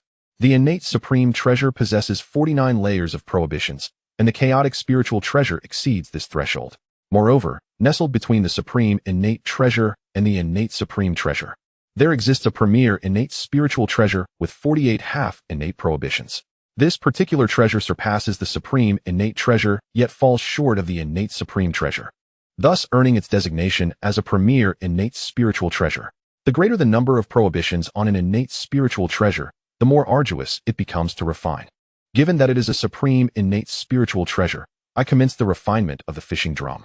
With 1 layer of innate prohibition, 24 layers, and finally 48 layers of innate prohibition, I completed the refinement effortlessly in under 2 hours. As Lin Yu lifted his gaze, he noted that the sky outside had darkened. To him, night bore no distinction from day, especially considering his current cultivation level, which rendered him impervious to the effects of hunger, thirst, or sleep for eons. Nonetheless, having spent over 20 years on Earth, Lin Yu found it challenging to forsake his earthly habits. Subsequently, he succumbed to slumber, assured that with his present cultivation, he could withstand any assault without concern for potential repercussions. At dawn the next day, Lin Yu arose early. The atmosphere in the primordial world, infused with spiritual energy, far surpassed that of Earth. The morning air was particularly invigorating, and Lin Yu inhaled it greedily for a moment. He then practiced the supreme clarity technique, effortlessly advancing to the mid-stage of the Hunyuan Taiji de Luo Golden Immortal. Following this, Lin Yu resolved to visit Shoyang Mountain to retrieve the human race's supreme treasure, the Kongtong Seal, for he had always identified as part of the human race in both his previous life and the present. As the teacher of humanity, he had established his teachings for mankind, aspiring to attain sanctity through the auspices of the human race without ever offering them assistance. The human race had endured immense hardship on this primordial land for countless years, and yet he had not once aided them. However, he still claimed a third of their fortune, primarily due to the Kongtong Seal, a treasure that began absorbing the fortunes of humanity upon their emergence, merging with the souls of 9 ancient dragons at the early quasi-saint level to manifest. Now, possessing the Kongtong Seal, he reaped the benefits without having to exert any effort. Due to its genesis from the fortunes of humanity, the Kongtong Seal wields the power to suppress the fortunes of the human race and can mobilize the entirety of their fortunes. Hongjun, having merged with the Heavenly Dao, disallowed the growth of the human and earthly paths, thereby suppressing both and even curtailing the efforts of Nuwa and Hutu, as well as the entire primordial realm, to prevent anyone from surpassing him in cultivation. Ultimately, this led to a catastrophic outcome, resulting in the decline of the primordial realm, ushering in an age of decline in cultivation and the dominance of technology in later generations. Previously governed by the 3 sovereigns and 5 emperors, their reign was disrupted when the 6 sages united to seal them within the fire cloud cave. Laozi, under the pretense of preventing future human emperors from exploiting their power to wreak havoc upon the world, subsequently claimed this dominion for himself. This maneuver was, indeed, part of Hongjuan's grand design. As long as the sages remain immortal, the great thieves shall never cease. Now, Lin Yu intends to reclaim a portion of the human race's fate. In the blink of an eye, he arrived at the outskirts of Mount Shoyang. The mountain was enveloped in a misty aura, with an abundance of spiritual energy surpassing even that of Golden Turtle Island, and the essence of Xianhuang wafted through the air. The entire mountain range was magnificent and boundless, its contours both robust and graceful, reminiscent of a grand landscape painting. Laozi certainly has an eye for choosing locations. Lin Yu mused, recognizing it as a mountain on par with Kunlun and Wui. After a moment of admiration, Lin Yu concealed himself, rendering his presence undetectable, even to those beneath his level of cultivation. He could dance before Hongjun without arousing suspicion, let alone Laozi. Subsequently, he focused his divine sense and located two figures within the 8 scenery palace at the summit of Mount Shoyang. One was Xuandu, cultivating in a side hall, while the other, in the main hall concocting elixirs, was none other than the venerable Laozi himself. Lin Yu materialized before him, yet Laozi remained engrossed in his alchemical pursuits, oblivious to any anomaly. Upon probing Laozi with his divine sense, Lin Yu discovered an array of spatial artifacts concealed within Laozi's sleeve. Among them were numerous renowned treasures, the Taiji diagram, the Linglong pagoda of heaven and earth, the flute of the wandering dragon, the flame flag of the detached ground, the diagram of heaven and earth, the 8 scenery palace lamp, the Kongtong seal, the wind and fire lotus, the Panlong flute, the 9-dragon golden staff, the Hunyuan Ichi talisman, the Bagua furnace, the jade purity vase, the purple gold red gourd, the golden rope, the 7-star sword, the banana leaf fan, Yang, the Tai Sui whip, the wordless heavenly book, the Xuandu plow, the 5-light box, the sun and moon divine mirror, the flying cloud mace, the heavenly intent blade, the Shumi pot, the Fengdu death restraint, the Lao Jun's teachings monument, the Hao Tian bell, and the dragon and phoenix chain. Goodness, so many! Lin Yu exclaimed, astonished. No wonder later generations claimed Niuhua possessed the most artifacts, while Laozi's were deemed the most formidable. A glance revealed none of these treasures fell below the innate level. Lin Yu reflected on the Taiji diagram, a treasure of innate perfection, and the Linglong pagoda, the foremost defensive artifact of the primordial era, alongside the Kongtong seal, a gem of humanity, and the 8 scenery palace lamp, one of the 4 great spiritual lamps, as well as the flame flag of the detached ground. One of the 5 innate flags, each a pinnacle of primordial artifacts. Lin Yu's mouth nearly watered at the sight. He resolved to first seize the Kongtong seal, followed by the flame flag of the detached ground, the Hao Tian bell, the dragon and phoenix chain, the wordless heavenly book, the sun and moon divine mirror, and a vial of 9-turn golden elixir, regarding this as Laozi's long overdue compensation to humanity after countless eons. Just as Lin Yu was about to depart, he recalled Xuandu, that ungrateful traitor. As a member of the human race, having taken Laozi as his master, he had done little to aid his kin. With his quasi-saint cultivation and Laozi's status as a sage, a single utterance from him could have significantly improved the plight of humanity. Yet he had forgotten them entirely, neglecting the land that had nurtured him. With a mere thought, Lin Yu caused Xuandu's cultivation to falter momentarily, reducing him to the late stage of the great Luo Golden Immortal. Xiantian was momentarily taken aback, bewildered that cultivation could regress rather than advance. He hastily sought out Laozi. Meanwhile, Lin Yu was oblivious to what transpired afterward, having arrived at the Fire Cloud Cave. This cave did not reside within the primordial land, but rather continuously shifted around it. Were it not for Lin Yu's formidable divine sense constantly monitoring the changes within and around the primordial realm, he would not have easily located it. Chapter 10. The 3 Sovereigns and 5 Emperors. A glimpse back at Yang Mountain inside the Fire Cloud Cave. The 3 Sovereigns and 5 Emperors were in deliberation. Although they were confined within the cave, they could still sense the impending crisis facing humanity. A cataclysm was imminent, the heavenly mechanisms in utter disarray, rendering even the saints unable to peer into the future, let alone the 3 quasi-saint pinnacles and the 5 quasi-saint late stages present. If we were not imprisoned here, our humanity would not be subjected to such oppression, spoke Swearin. The despicable Heavenly Dao and Hongjun, unable to tolerate the resurgence of humanity, have leveraged their early recovery and overwhelming strength to directly suppress our path. Otherwise, we too could achieve the status of human saints, echoed the voice of Shinno. What is even more infuriating is the restriction placed on future emperors from cultivating, an act that seeks to sever the very roots of our humanity, Fushi responded. Chapter 11. Refining Pills for Humanity. Hutu Lin Yu paid no heed to the complex emotions between Laozi and Xiantian, instead scanning Laozi's spatial realm and exploring other areas. To his surprise, there was quite a bit more than he initially perceived. Having come solely for weaponry, he had overlooked the abundance of other items. However, Lin Yu held little interest in these and swiftly focused his divine sense to locate the foundational texts on pill refinement authored by Laozi, intending to take them. To his astonishment, he discovered a foundation for weapon crafting nearby, inscribed with the name of Yuanshi. Indeed, Laozi and Yuanshi were of one lineage, while Tongtian was merely an outsider. This affinity explained Laozi's consistent inclination towards Yuanshi during their disputes. Lin Yu took these two texts along with some celestial herbs and promptly returned to his dwelling on Golden Turtle Island. Although the foundational principles of pill refinement were challenging, they appeared as simple as the equation of 11 equating to a number. After a single reading, he committed the knowledge to memory, feeling confident in his ability to wield it proficiently. Nevertheless, Lin Yu did not immediately commence pill refinement. Instead, he intended to theorize the process. Considering that Laozi's method was limited to producing 9-turn golden pills with a low success rate, which wasted substantial celestial herbs, as Lin Yu theorized, his pill refinement technique continuously evolved and improved. By the 50th iteration, bolstered by a geometric enhancement system, he achieved a state of perfection. Given that his current cultivation base had markedly improved, he could now refine enhancement pills without relying on celestial treasures or herbs, as these two depended on spiritual energy. Now, he had perfected the process to the point of embodying the principle of simplicity inherent in the Great Dao. With this, Lin Yu prepared to begin the refinement process. The first turn could elevate one to the void return and harmonization stage, the second to the human immortal, the third to the earth immortal, the fourth to the heavenly immortal, the fifth to the true immortal, the sixth to the mysterious immortal, the seventh to the golden immortal, the eighth to the supreme golden immortal, and the ninth to the great Luo golden immortal. As Lin Yu gradually transformed the surrounding spiritual energy into pills, the atmosphere became increasingly thin. Lin Yu also perceived this and ceased drawing spiritual energy from the surroundings, instead opting to convert his own energy.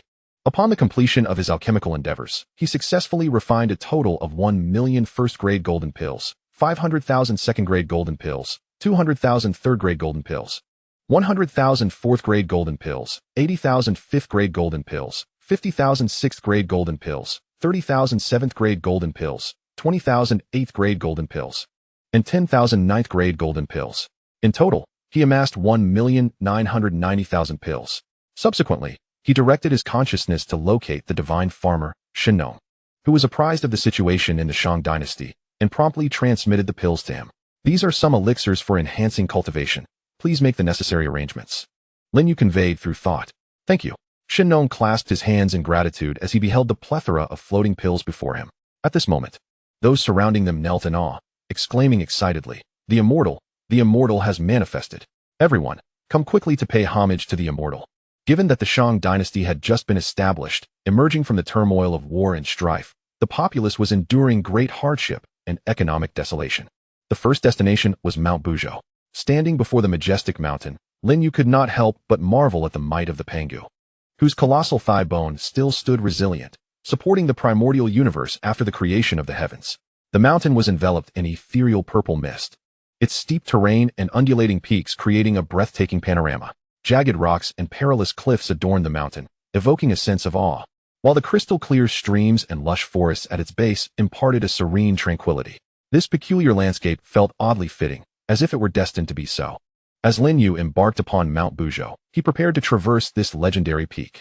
The moment he set foot on the mountain, a formidable pressure descended upon him.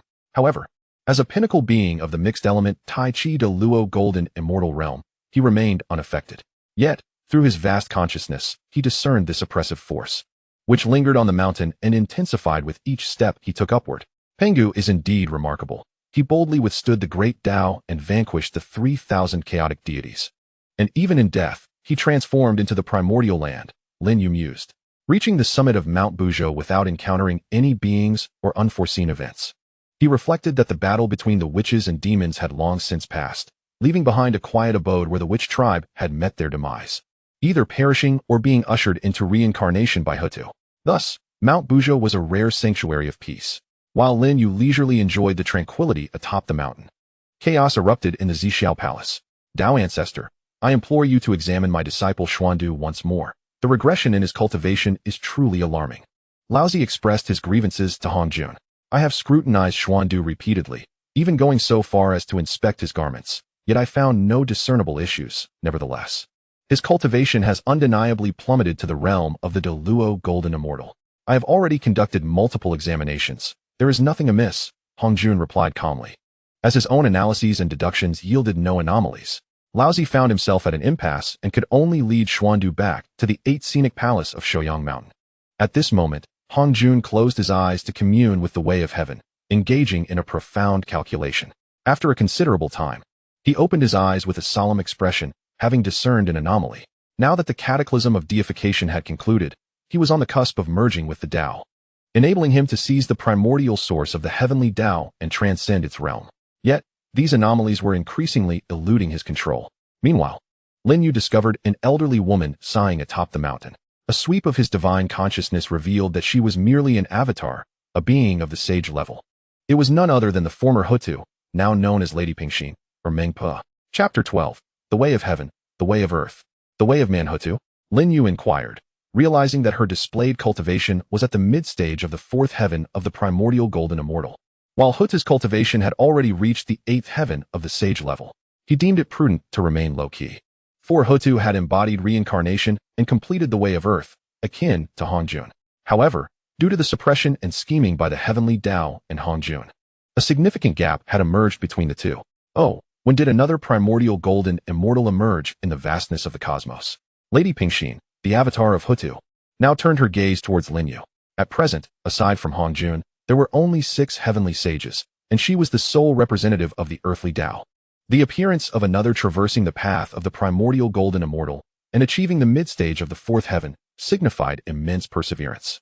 I am but a fortunate disciple who has attained the status of primordial golden immortal, hardly worth mentioning. I am Lin Yu, the vice leader of the Jie sect. Lin Yu responded, if your fortune were truly so trivial, there would not be so few who have reached such a height in the primordial realm, Hutu remarked. At that moment, Lin Yu contemplated the possibility of uniting the human Jie sect with Hutu's earthly realm to collectively confront the Heavenly Dao, thus revitalizing the paths of humanity and earth. After all, should Lin Yu intervene, it would undoubtedly disrupt the Heavenly Dao, leading to complications once the great Dao descended. I wish to ally with you, my lady, against the Heavenly Dao and Hongjun, Lin Yu earnestly declared to Hutu. Oh, Hutu was greatly astonished, for she had not anticipated Lin Yu's extensive knowledge of the Heavenly Dao, earthly Dao, and the human Dao, nor his audacious words. You, young one, are rather intriguing. Do you seek to resist Hongjun? To oppose the Heavenly Dao? She queried. As the sage of the earthly Dao, her strength could only be fully realized within the confines of the underworld. Her presence in the outside world was merely an incarnation. Moreover, the status of the earthly Dao had been significantly diminished due to the divisions wrought by Hongjun's disciples. If not for the machinations of the Heavenly Dao and Hongjun, how could the Witch Clan have suffered defeat during the War of Witches and Demons? The Witch Clan was once formidable, and the Demon Clan was hardly their match. Had it not been for Hongjun's intervention, there would have been no second War of Witches and Demons. The first conflict had already led to the annihilation of the Demon Clan. Lin Yu stated these truths candidly. After a brief pause, she continued. It is evident that the Empress's ascension to sanctity involved the participation of Hongjun. Otherwise, how could she have achieved holiness during the fierce battle between the Wu and the Yao clans, while being unable to emerge from the underworld? You would be unable to assist the Wu clan even if you wished to, let alone the fact that the 12 capital heavenly gods' great array cannot be executed without her presence. Indeed, you speak the truth. Were it not for Hongjun's intervention, the Demon Clan would not have had a Yuan to enhance their cultivation and study the grand array of the celestial bodies. Yet even so, what assurance do you possess to contend against the Heavenly Dao and Hongjun? Why should I consider collaborating with you? Hutu questioned. After all, with her current status as a mid-stage Hunyuan Daluo Jingxian alongside Lin Yu, she was hardly a match for Hongjun, not to mention the Heavenly Dao. I represent the human race, and the Empress has acknowledged this. I have now rescued the 3 emperors and 5 sovereigns of humanity from the Fire Cloud Cave. With the Kongtong seal recovered, our race now commands over 5 layers of fortune, enabling us to establish an alliance between the human and earthly realms to counter the Heavenly Dao, Lin Yu articulated after clarifying the conditions. However, as a disciple of the Jiejiao, the Tongtian Jiao master is indeed aligned with Hongjun, Hutu continued to probe. The impending Fengshen calamity is designed for the sacrifice of my sect, aimed at preserving the teachings of humanity and the Chan sect while allowing the Western sect to reap the benefits. My master understands this principle, which is why the Tongtian Jiao master is on our side, Lin Yu explained, revealing the truth of the situation, which Hutu could also deduce. Hence it could not be concealed. The saints cannot contend with Hongjun and the Heavenly Dao. How could you? Hutu naturally doubted Lin Yu's ability to confront the Heavenly Dao and Hongjun. If it were possible for everyone to do so, she would have done it herself. At that moment, Hutu held no hope, realizing that relying on Tongtian and Lin Yu was implausible. Tongtian was still a saint of the Heavenly Dao, subjected to its governance and constraints, with his cultivation bestowed by the Heavenly Dao. Lin Yu was merely a mid-stage Hunyuan Dayuo Jingxian in the vastness of the primordial universe. Life is singular, while a saint of the Heavenly Dao can be resurrected with its aid.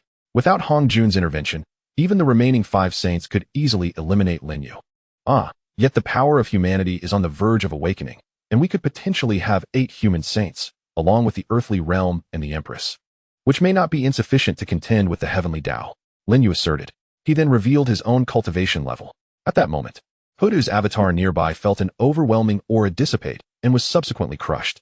Lin Yu was taken aback, having forgotten to shield Hutu's avatar, inadvertently annihilating his ally's manifestation. How awkward it was to seek an ally only to obliterate their avatar. After a moment of contemplation, Lin Yu shook his head in resignation, realizing a visit to the underworld was necessary. Meanwhile, in the underworld's Fengshen Hall, Empress Hutu had intended to observe Lin Yu's true cultivation, only to find her own avatar shattered.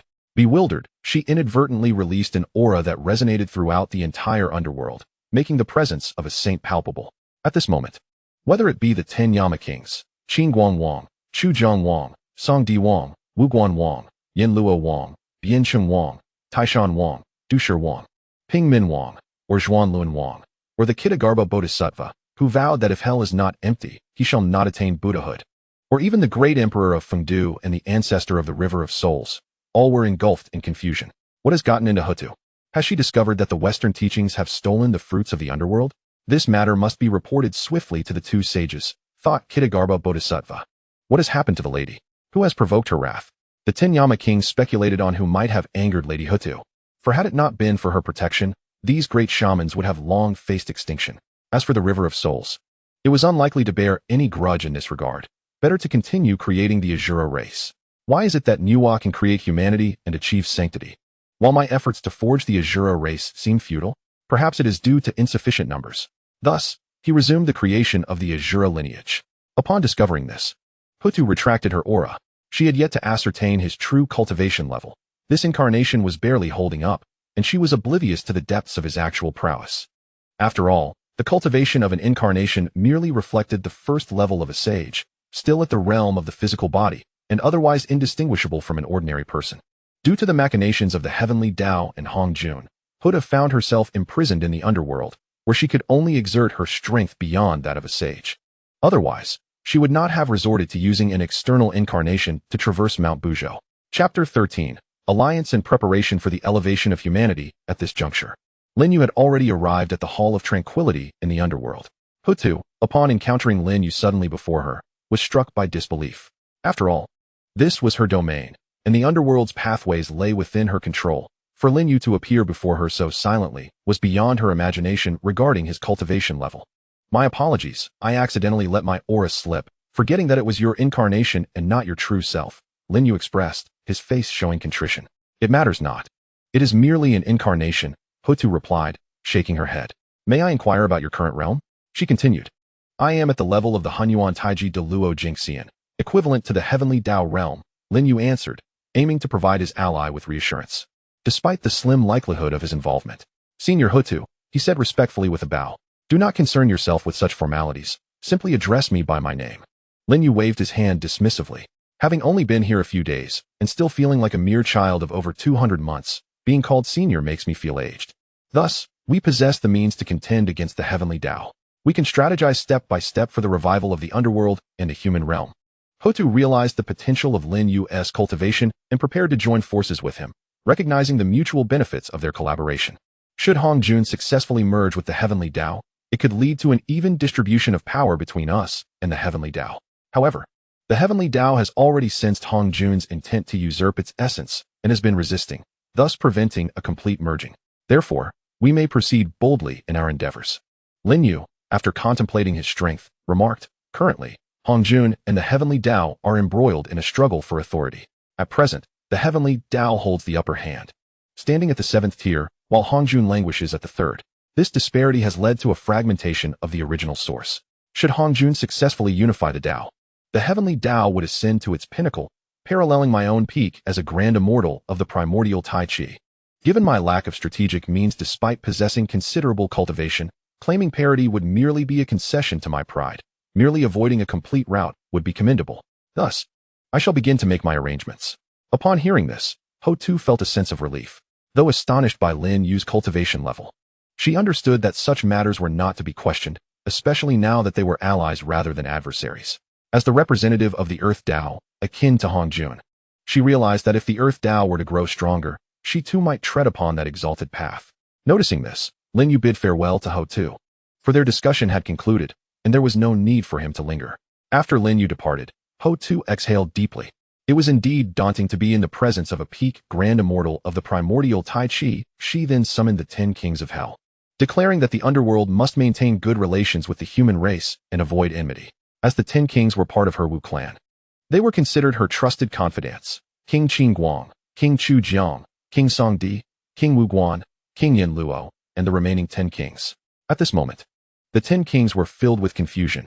The underworld had never allied with any faction, especially with Hutu presiding over it, thus negating the need to curry favor with anyone. Now, however, they were openly aligning with the human faction. While such an alignment was not inherently problematic, no one could have anticipated that it would be with humanity, which was often regarded as insignificant in the eyes of many demon tribes and beings due to their formidable reproductive capabilities. Furthermore, the Wu clan had previously mistreated the human race, with many human encampments located near the Wu's stronghold at Mount Buzhou. "Your Highness, the human race is feeble," whispered the King of Hell, questioning Hutu's decision.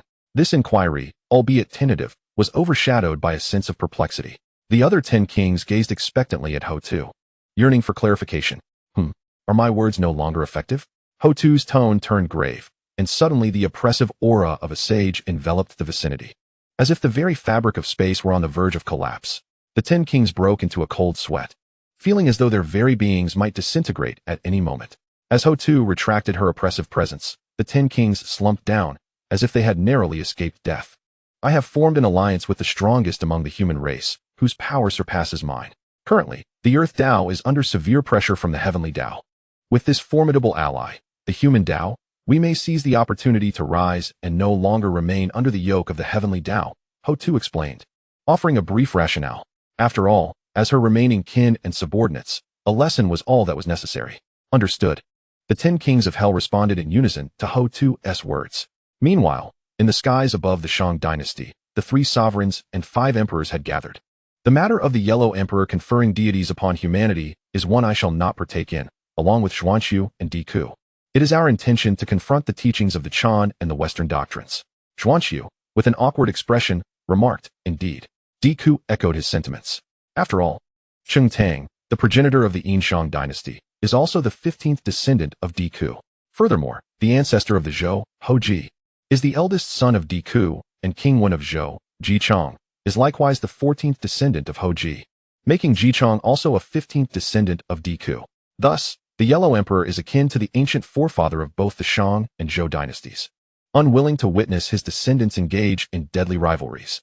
Therefore, he, along with Yuanshi and Diku, chose not to involve themselves. In light of this, let us seek out the young Cheng Tang to find promising talents among our human race and provide them with the elixir to expedite their cultivation. Thus, when the calamity of deification descends, our humanity shall not be devoid of strength to contend. At this juncture, Fushi interjected, noting the complexity of their relationships, which indeed rendered intervention in human affairs rather precarious. Sui Run, Shenong, Yao, and Shun all nodded in agreement, resolving to first cultivate a cadre of elite warriors within humanity. Subsequently, the 8 of them arrived at Cheng Tang's residence, where he was preparing to indulge in his harem. Suddenly, the 8 figures materialized before him, startling Cheng Tang so much that he faltered. "Who are you? Whose disciples are you? Do you not know that even the sages do not dare to act against our humanity?" Cheng Tang quickly regained his composure. For although celestial beings had frequently interfered in the mortal realm, any who bore malice toward the Shang were swiftly suppressed by the auspicious golden dragon of fortune. As the auspicious golden dragon appeared beside Cheng Tang, he was poised to command it to subdue the 8 visitors. However, the previously imposing demeanor of the golden dragon transformed into one of endearment, as it detached from Cheng Tang and playfully flitted around the 3 sovereigns and 5 emperors. Tang was left utterly bewildered, astonished by this unexpected turn of events. What is happening? Has it betrayed me? Such an unusual occurrence has never transpired before. This is the auspicious golden dragon of the Shang. How could it so affectionately approach others, even more so than its own sovereign? The 3 sovereigns and 5 emperors paid no heed to the golden dragon's behavior. Had it not shown such affection, it would indeed have been questionable. Chapter 14. The Draft and Jin Yuanzi. I am Fushi. Fushi addressed Tang. I am Shinnom, followed closely by Shinnom. I am Sui Run, added Sui Run. Along with the Yellow Emperor, Yuanshi, Diku, Yao, and Shun, each introducing themselves in turn. At this moment, Tang comprehended that if not for the ancient sages of humanity, the auspicious golden dragon would not display such affection, thereby resolving the doubts that lingered in his heart. Greetings, esteemed ancestors, Tang acknowledged, bowing respectfully. Esteemed ancestors? He pondered internally, for he had heard tales of the 3 sovereigns and 5 emperors being trapped in the Fire Cloud Cave. After all, the 3 sovereigns and 5 emperors were formidable beings of the quasi-saint realm, representing the pinnacle of humanity as heritage. Moreover, their contributions to humanity were evident, regardless of their cultivation. What? Are we unable to emerge? Shun furrowed his brow, inquiring. Meanwhile, the auspicious golden dragon grinned at Tang. No, that is not what I meant. Only a few ancestors have appeared. It is merely my own inner doubts. In response, Tang hurriedly explained. At this moment, his heart had already transformed into that of a keyboard warrior, continuously reflecting upon the fateful golden dragon. Indeed, love does not vanish, it merely shifts. We have come forth this time to request the conscription of 200,000 of our kind, to cultivate under our guidance, thereby strengthening the might of our race. At this juncture, Shinnom spoke, gently stroking the forehead of the fateful golden dragon, signaling it to calm down. Excellent, excellent. I immediately issued the order to summon soldiers and citizens to enlist, vowing to fulfill the task and ensuring that all the talented individuals of our race would partake in the cultivation. Tang promptly assured me. After all, this is a splendid method to enhance the foundation and strength of our people.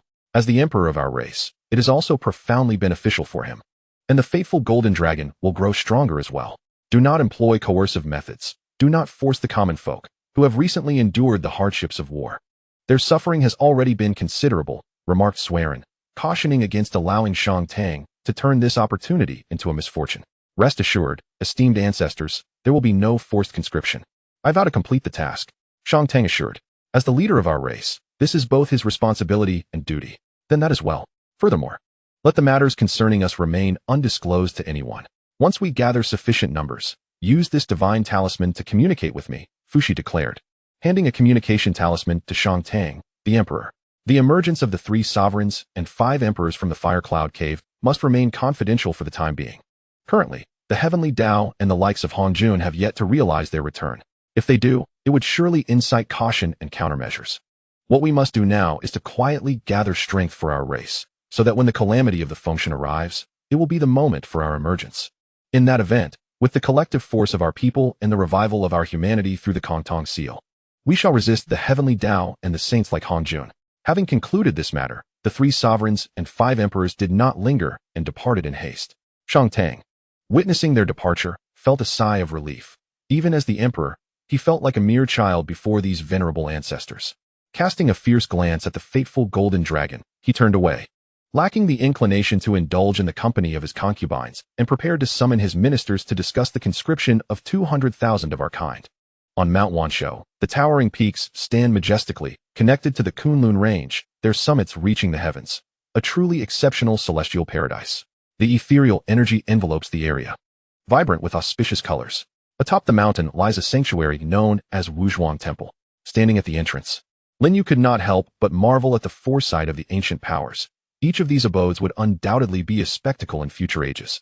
Even now standing as the epitome of excellence, the couplet affixed at the entrance exudes immense grandeur, longevity, and immortality, the abode of the divine, in harmony with heaven, the dwelling of the sage.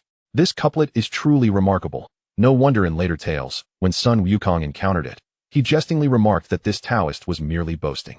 500 years ago, when I caused chaos in the heavenly palace, I never heard such words at the gate of the Supreme Lord. After all, the essence lies in aligning directly with the Tao of heaven.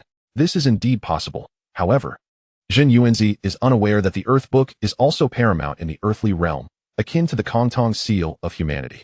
This ignorance contributes significantly to the dire suppression of the earthly path.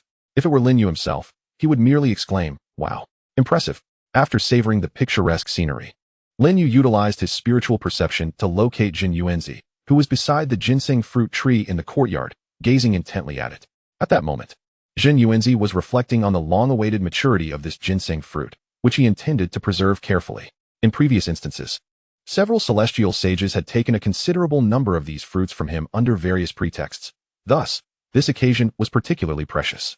Suddenly, upon noticing Lin Yu's unexpected appearance, Jin Yuanzi was utterly astonished. After all, he had established a barrier around Mount Wanshou, primarily using the Earth Book and supported by the primordial veins of the Earth, rendering it impossible for anyone to approach silently, especially not in his presence. Previously, when sages visited, they were always aware of each other's presence. Such an occurrence had never transpired before, leaving him puzzled about the identity of this mysterious individual he had never encountered. As the progenitor of the Earth Immortals and one of the 3,000 guests of the Purple Cloud Palace, Jin Yuanzi was well acquainted with many eminent beings. He counted among his friends the Primordial Saint, the Master of the Heavenly Gate, and Laozi, not to mention his acquaintances with the four emperors, the Jade Emperor, the Supreme Emperor of the North, the Emperor of the Upper Palace, and the Earth Deity. Additionally, figures such as the Lunar Star Lord and the Venus Star Lord were within his circle. Jin Yuanzi could confidently inquire about his lineage from anyone in the four cardinal directions, as he possessed such credentials. Yet, the young man before him, who was drooling over the ginseng fruit tree, was a complete stranger. "May I inquire who you are, esteemed friend? What brings you to my humble Wuzhuangguan?" Jin Yuanzi, unable to discern Lin Yu's cultivation level, spoke courteously. At that moment, Lin Yu regained his composure, discreetly wiped the corner of his mouth with his sleeve, and replied with a smile, "I am Lin Yu, the deputy master of the Jie sect, here to request some ginseng fruits from you, dear friend." Ginseng fruit? Absolutely not. Even the master of the Heavenly Gate would not receive any, as he has previously taken many from me under various guises. This time, I shall not part with a single one. Upon learning that Lin Yu was affiliated with the Jie sect, Jin Yuanzi leapt up and exclaimed vehemently. Although he was unaware of the emergence of a deputy master from the Jie sect, he could not allow anyone to take his prized ginseng fruits. Everything can be negotiated. This time I bring you a significant opportunity in exchange for your ginseng fruits. I will not ask for them without offering something of equal value. Lin Yu understood that to acquire another's possessions, one must offer something in return, and he had no intention of resorting to theft, except, perhaps, in the cases of Laozi and Yuanshi. Chapter 15. Ginseng Fruit. Laozi arrives at Jiejiao Island Opportunity. These ginseng fruits can only be cultivated at my Wuzhuangguan. They blossom once every 3,000 years, bear fruit every 3,000 years, and require another 3,000 years to mature, totaling a millennium before they can be consumed. Furthermore, during this millennium, only 30 fruits can be produced. The appearance of the fruits resembles that of a newborn infant, with discernible limbs and facial features. Smell that fruit, and you shall live for 360 years. Consume one, and you may exist for 47,000 years. What fortune do you possess that could possibly entice me? Remarked Jin Yuanzi. After all, my ginseng fruit is indeed a premier innate spiritual root, ranked among the top 10 alongside Huangzhong Li, gourd vines, ginseng fruits, peaches of immortality, celestial apricots, fusang, laurel, banana plants, bodhi, and bitter bamboo. Ordinary fortunes are hardly worthy of Jin Yuanzi's attention. Oh, what if this fortune could lead to sainthood? Lin Yu replied, his gaze fixed upon the ginseng fruit tree, not sparing a glance at Jin Yuanzi's expression of discomfort. Of sainthood? You wouldn't be like Tongtian and the other 5 saints, offering me trifling fortunes or lowly spiritual treasures, would you? This opportunity for sainthood is something even Hongjun and the 6 Heavenly Dao saints would not dare to promise me, let alone you, a mere fledgling from who knows where. Jin Yuanzi chuckled, but his amusement was swiftly quelled as Lin Yu produced the Qingping sword. Do you recognize what this spiritual treasure is? Also, observe my cultivation level. Lin Yu said, his countenance benign. He then revealed his formidable prowess. Jin Yuanzi was immediately met with an overwhelming aura and pressure that seemed to threaten the very fabric of the surrounding space, causing the barrier formed by the Earth Book to crack under the strain. This presence was akin to that of the Heavenly Dao. The Heavenly Dao? Could this individual be an incarnation of the Heavenly Dao? Unbeknownst to Lin Yu, a tempest of thoughts surged within Jin Yuanzi. He then withdrew his aura and continued. Do not regard me with such an expression. I assure you, I promise you an opportunity for sainthood without fail. Jin Yuanzi urgently inquired. But what of the Hongmeng purple qi? If it exists, I could also attain the status of a Heavenly Dao saint. In that moment, He was solely focused on the possibility that Lin Yu possessed the Hongmeng purple qi, which indeed would be an opportunity for sainthood. No, not a Heavenly Dao saint, but a Dao saint, Lin Yu clarified upon hearing Zhen Yuanzi's misunderstanding. Dao saint? Zhen Yuanzi questioned, puzzled. I have only heard of the Heavenly Dao and its saints. What is this Dao saint? The earth book in your possession is a supreme treasure of the Dao.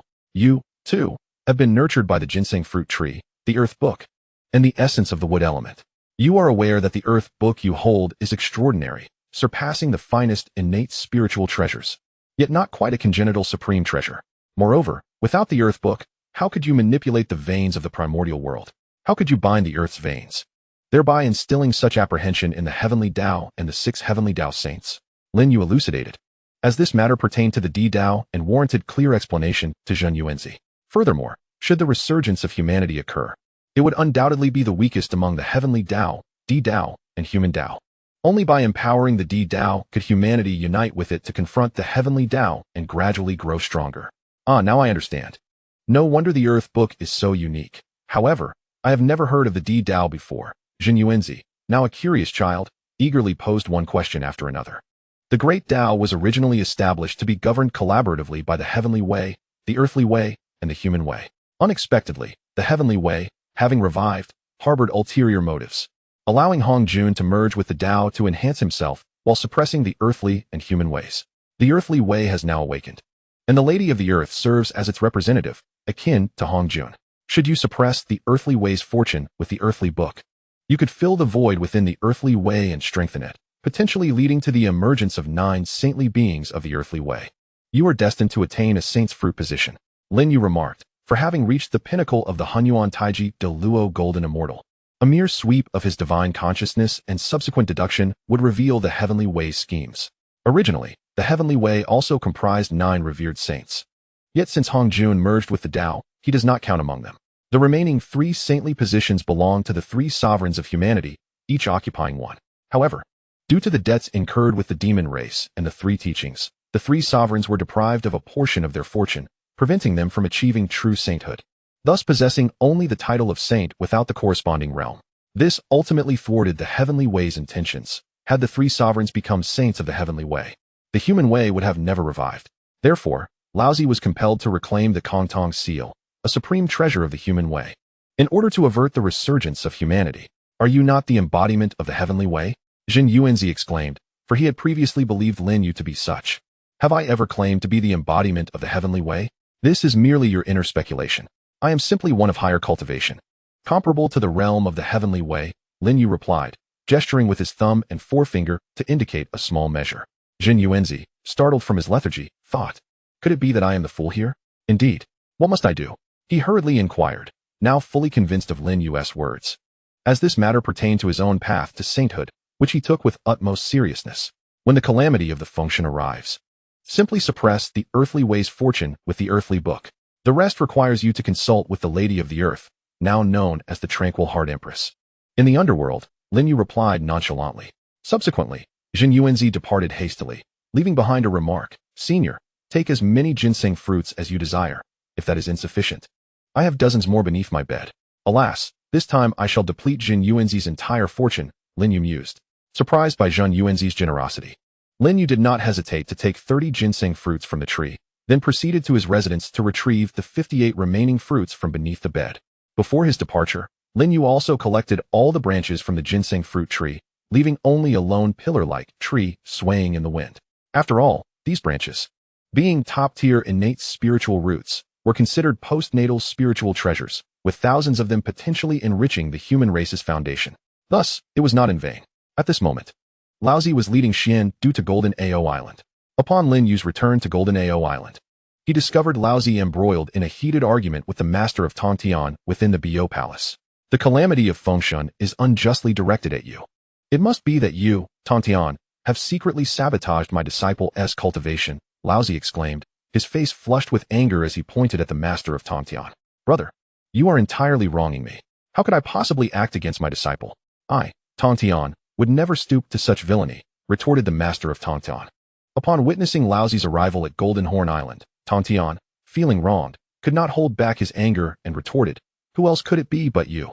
It is undoubtedly your dissatisfaction with the canonization calamity that has led to my disciple's misfortune. Laozi continued, Chapter 16, Dispute and Duel. Why must I bear the blame? I, Tongtian, am upright and fear no shadows. If I assert that I did not commit this act, then I did not. The other sages could likewise make such claims. Why do you single me out? Tongtian scoffed. At that moment, the divine consciousness of Yuqing, primordial beginning, and the Taoist of approaching enlightenment, who had been observing, also manifested. After all, Laozi, in his fury, had rushed toward Golden Horn Island without concealing his aura, and the sages had been attentive to the situation from the outset. Hearing Tongtian cast such accusations upon him, Primordial Beginning pointed at Tongtian and rebuked him vehemently. Tongtian, this canonization list has been a boon for your disciples clad in fur and horns. Instead of recognizing the favor, you commit such vile acts against my elder brother's disciples, and now lay the blame upon me. I am your second brother. It is you who has misjudged me. Primordial Beginning railed against him, for in his eyes, without the disciples of the Jie sect, his own Chan sect would surely be engulfed in the canonization calamity. The Jie sect's disciples served as a shield for his own. At this moment, Tongtian felt a profound desolation, for as one of the three pure ones, he and Laozi were supposed to be kin. He was merely an outsider. This revelation unveiled the hypocrisy of Laozi and Primordial Beginning, who had conspired to bully their third brother without regard for their dignity. Very well, if that is the case. I am willing to establish an oath before the Heavenly Dao to prove whether or not I, Tongtian, am guilty, or if I am being deliberately slandered.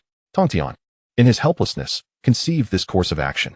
Laozi and Primordial Beginning remained silent, merely observing Tongtian coldly, while Zhunti and Jieyin watched the spectacle unfold.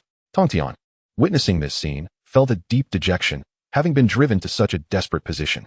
He then swore an oath to the Heavenly Dao, with the Heavenly Dao as witness. I, Tongtian, hereby declare that if I have harmed my disciple Xuandu, I shall relinquish my position as a sage to the Heavenly Dao. Subsequently, the Heavenly Dao remained still, clearly indicating that Tongtian was not the culprit. The other sages, observing Tongtian's oath, were astonished by his severity in staking his sacred position. The outcome exceeded their expectations. It was not the act of the Tongtian sect leader. So what, then, was Laozi's purpose? Was it merely to sow discord? At this moment, Lin Yu, witnessing the baseless slanders against his master by Laozi and Primordial Beginning, was filled with fury. Although he was indeed responsible, he could not allow Tongtian to be wrongfully accused without cause. They had forced the Tongtian sect leader to take an oath. In truth, had this incident been orchestrated by Tongtian, due to his own cultivation, Lin Yu could have prevented any actions from the Heavenly Dao following Tongtian's vow. Upon your arrival at Golden Ao Island, you unjustly accused my master, spewing nonsensical claims, reversing right and wrong, entangling the truth with fallacy, and stubbornly defending your position with shameless rhetoric. How brazen you are, speaking without restraint. Lin Yu, with unyielding indignation, retorted fiercely. And you, Yuanshi Tianzun, as one of the three pure ones, display blatant partiality, refusing to heed my master's explanations. You too are devoid of shame. After Lin Yu's declaration, he felt his indignation was not yet sated, and he turned his ire towards Yuanshi. Who do you think you are, young one, spouting such absurdities? What right have you to speak here? Yuanshi's countenance darkened upon being exposed. Soon, the saintly aura of Yuanshi surged forth, bearing down on Lin Yu with overwhelming force, as if the very heavens were crashing upon him, casting a shadow over the entirety of Golden Ao Island. Seeking to crush Lin Yu entirely, were it any other disciple, they would surely be obliterated by such a divine presence. Even a pinnacle quasi-saint would find no hope beneath this overwhelming pressure. After all, the adage that beneath the saints, all are but ants is not mere rhetoric. Yet, who is Lin Yu? A pinnacle being of the Hunyuan Taiji Dao Jingxian, he fears not even the Heavenly Dao itself, let alone a being of the late stage of the fourth heaven like Yuanshi. In Lin Yu's eyes, Yuanshi is not but an insignificant insect. As Lin Yu prepared to counter, Tongtian Jiaozhu appeared by his side, shielding him from Yuanshi's oppressive aura, casting a glance at Lin Yu, signifying that he would handle the matter. Tongtian, brimming with righteous fury, confronted Yuanshi. What capabilities do you possess? Faced with the exposure of your actions, you resort to attacking my disciple. Truly, your vanity knows no bounds. Yuanshi was utterly taken aback that his younger brother, who had always obeyed him, would dare to oppose him over a mere disciple. Tongtian, how dare you speak to your elder brother in such a manner? Apologize to him at once. At this moment, Laozi, witnessing Tongtian's intervention, also reprimanded him. Yuanshi's face turned a ghastly shade as he saw Tongtian obstructing his aura, his fury escalating. You dare to undermine my dignity for the sake of a disciple? Outrageous. Absolutely outrageous. Enraged, Yuanshi unleashed his fury, summoning forth his panga flag. A blood-red banner materialized in Yuanshi's grasp, emanating an aura that threatened to devour the surrounding space, infused with a unique chaotic energy. This was the panga flag, one of the 3 innate treasures transformed from the Pangu axe, possessing the power to tear through the primordial chaos and to create the heavens and the earth. In an instant, the temperature plummeted, and the mere presence of the flag inflicted severe injuries upon the inadequately powerful disciples of Golden Ao Island, causing many to spew blood and awakening others from their meditative states, nearly plunging them into madness. Lin Yu waved his hand, enveloping the disciples of Golden Ao Island in protective spiritual energy, healing their wounds. The audacity of Yuanshi can be attributed not only to the support of his esteemed ally Laozi, but also to his remarkable breakthrough in cultivation, which elevated him from the mid-stage to the late stage of the Saint Realm. This transformation bestowed upon Yuanshi an immense confidence. In combat, even when both parties exist within the same grand realm, a slight disparity in minor realms can result in a staggering difference in strength. Such is the case with the great Luo Golden Immortal and the Quasi-Saints, not to mention within the Saint Realm, where even a minor gap can lead to monumental disparities. Previously, Yuanshi and Tongtian were evenly matched in cultivation, their realms aligned, but this occasion, coupled with his recent breakthrough, presented an opportunity for Yuanshi to teach Tongtian a lesson. Faced with Yuanshi wielding the Panga banner, Tongtian remained undaunted, summoning the 4 swords of extermination, which positioned themselves at the 4 cardinal points around the Bio Palace. He then unveiled the Extermination Sword Formation, the most formidable killing array of the primordial world, impervious to all but the 4 saints. In an instant, an overwhelming torrent of sword energy surged forth, cutting through the air with the ferocity of a rainbow, casting a luminescent glow akin to the moon, and creating shadows that danced like curtains. The piercing intent of the swords permeated the atmosphere, as if capable of cleaving the heavens and the earth in twain. Do you think I fear you? Tongtian scoffed. Endless sword energy surged towards Yuanshi, who deftly maneuvered the chaotic energy of the Panga banner to meet the onslaught of sword energy. In a fleeting moment, the very fabric of space within the Bio Palace began to fracture. The boundless chaotic energy of the Panga banner swiftly engulfed the sword energy, gradually consuming the encroaching waves of blades. Just as Yuanshi savored his moment of triumph, Tongtian declared, 9 heavens' mystical abode, transform into divine thunder, a magnificent celestial might. Summoned by the sword, the extermination sword aimed for the throat, the slaughter sword targeted the heart, the trapping sword assailed the crown, and the decapitation sword sought the head. In an instant, the previously disadvantaged sword energy surged with newfound vigor, bolstered by the unending divine thunder, sending the Panga banner careening back into Yuanshi's grasp.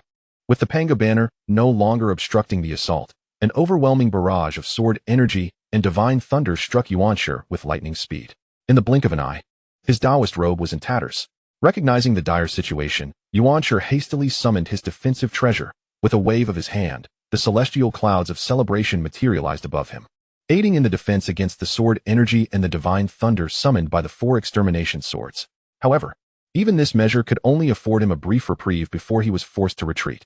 Observing the duel between Tongtian and Yuanshi, Lin Yu pondered a question.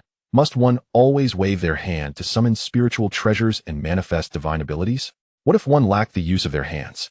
Unbeknownst to him, he had previously invoked his powers with a wave, merely attributing it to a habitual response from his past life. In mere moments, Yuanshi, at the late stage of the Saint Realm, found himself overwhelmed by Tongtian, who was at the mid-stage of the Saint Realm. Despite possessing the Panga banner, a formidable offensive treasure, and the celestial clouds of celebration, a defensive counterpart, Yuanshi could only delay his defeat for a short while. As this scene unfolded, Zhunti and Jieyin recognized that they could no longer afford to linger. Zhunti and Jieyin were still contemplating the prospect of having the 3 pure ones exhaust each other, regardless of who emerged victorious. The fortunes of the Eastern sects, such as the Human sect, the Chan sect, and the Jie sect, would inevitably suffer, ultimately benefiting the Western teachings. However, since Laozi had already promised substantial rewards, the 2 did not delay and hastily entered the formation. I shall enter the sword of absolute immortality, Zhunti declared. Very well. I shall enter the sword of trapping immortals, Jieyin responded. At this moment, Tongtian's expression darkened upon witnessing Zhunti and Jieyin entering the sword formation of slaying immortals. After all, the combined might of the 4 saints could potentially dismantle the formation. as the four saints utilized their magical treasures and divine powers within the sword formation of slaying immortals to counter the four swords of slaying immortals.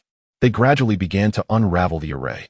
To the north, Laozi employed the Taiji diagram, channeling the power of a saint to gradually neutralize the offensive of the slaying immortal swords, accelerating the dismantling of the formation.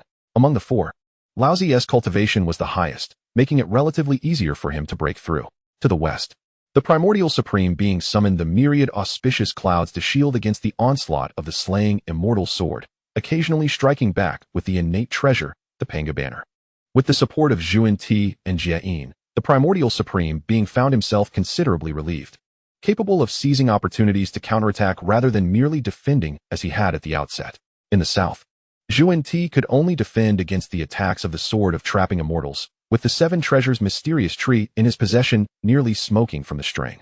His cultivation level was significantly lower than Tongtian's, making it hard for him to resist. His objective was merely to divert the onslaught of the sword formation and buy time. Meanwhile, in the east, Jieyin struggled under the protection of the Azure Lotus treasure flag, fully aware of the formidable force of the absolute immortal sword. Yet, like Zhunti, he awaited Laozi and the primordial supreme being to breach the formation. As time passed, the sword formation of slaying immortals was gradually being unraveled. Tongtian's face displayed urgency. If this continued, the formation would eventually be dismantled. Despite the formidable nature of the slaying immortal swords paired with the formation, it could not withstand the combined efforts of four saints for long, especially with Laozi, a mid-stage saint in the fifth heaven, rapidly breaking through. Tongtian pondered inwardly for a solution. Nearby, Lin Yu felt weary from watching, having seemingly napped for over 10 cycles since the conflict began, indicating that the battle had persisted for over 10 days. He found it hard to believe that such battles could stretch on for thousands of years without end. Noticing the anxiety etched on Tongtian's face, Lin Yu decided to intervene. Summoning the Qingping sword and unleashing his cultivation of the primordial Taiji and the great Luo golden immortal against Jieyin. Lin Yu harbored no affection for the two from the west, who had wept and lamented for a saintly position only to refuse to repay the karmic debt to Hongjun, ultimately orchestrating his demise. Jieyin, struggling under the assault of the absolute immortal sword, found a measure of joy in witnessing the rapid unraveling of the sword formation, relieved at the prospect of not becoming a target. Haha, Tongtian, your sword formation of slaying immortals is about to be undone. As the conversation with the guiding figure remained unfinished, the Qingping sword pierced through his body, delivering a swift and lethal counterstrike. The precious banner of the guiding figure shattered instantaneously, leaving no opportunity for reaction, only the sound of a wave. Consequently, the guiding figure met his demise, extinguished by that single sword strike. At this moment, Niwa, Hutu, and the powerful beings of quasi-saint rank, observing the battle, were left in a state of shock. For the fall of a saint had never before occurred. The land of Honghuang was drenched in blood rain, a testament to the death of a saint. Just moments before, they had witnessed Tongtian on the verge of defeat, only to be astounded by the sudden reversal that led to the guiding figure's demise. Mingi, reflecting on the situation, mused about the presence of such a formidable individual capable of annihilating a saint with a single move, an utterly terrifying prospect. Niwa, too, pondered the identity of the assailant. Initially focused on the four saints dismantling the Zuxian formation, they were taken aback by the guiding figure's abrupt end at the hands of a distant sword. Many quasi-saint beings present were equally astonished by this unforeseen turn of events. Was it you? Aside from you, none possessed such formidable prowess, especially as Tongtian, the leader, faced imminent defeat. It could only be you who intervened. Hutu, observing the chaos from the underworld, surmised that Lin Yu was the one who had acted. Meanwhile, Yuanshi, who was preoccupied with his journey, pondered the death of a saint, dismissing it with the thought that he would soon learn the details. He continued onward to the underworld. As a peak quasi-saint traversing the vast expanse of Honghuang, the journey required considerable time, but with the aid of the Earth Book, he could reach the underworld swiftly. At this moment, in the Xixiao Palace, Hongjun was equally bewildered, aware that the five saints were engaged in battle within the chaotic realm. He had not given it much thought, for saints are not meant to perish. They would not strike lethally against one another, as this was a command from Hongjun himself, which would deplete the essence of the Dao. Defying this command would result in the consumption of the saint's descent pill.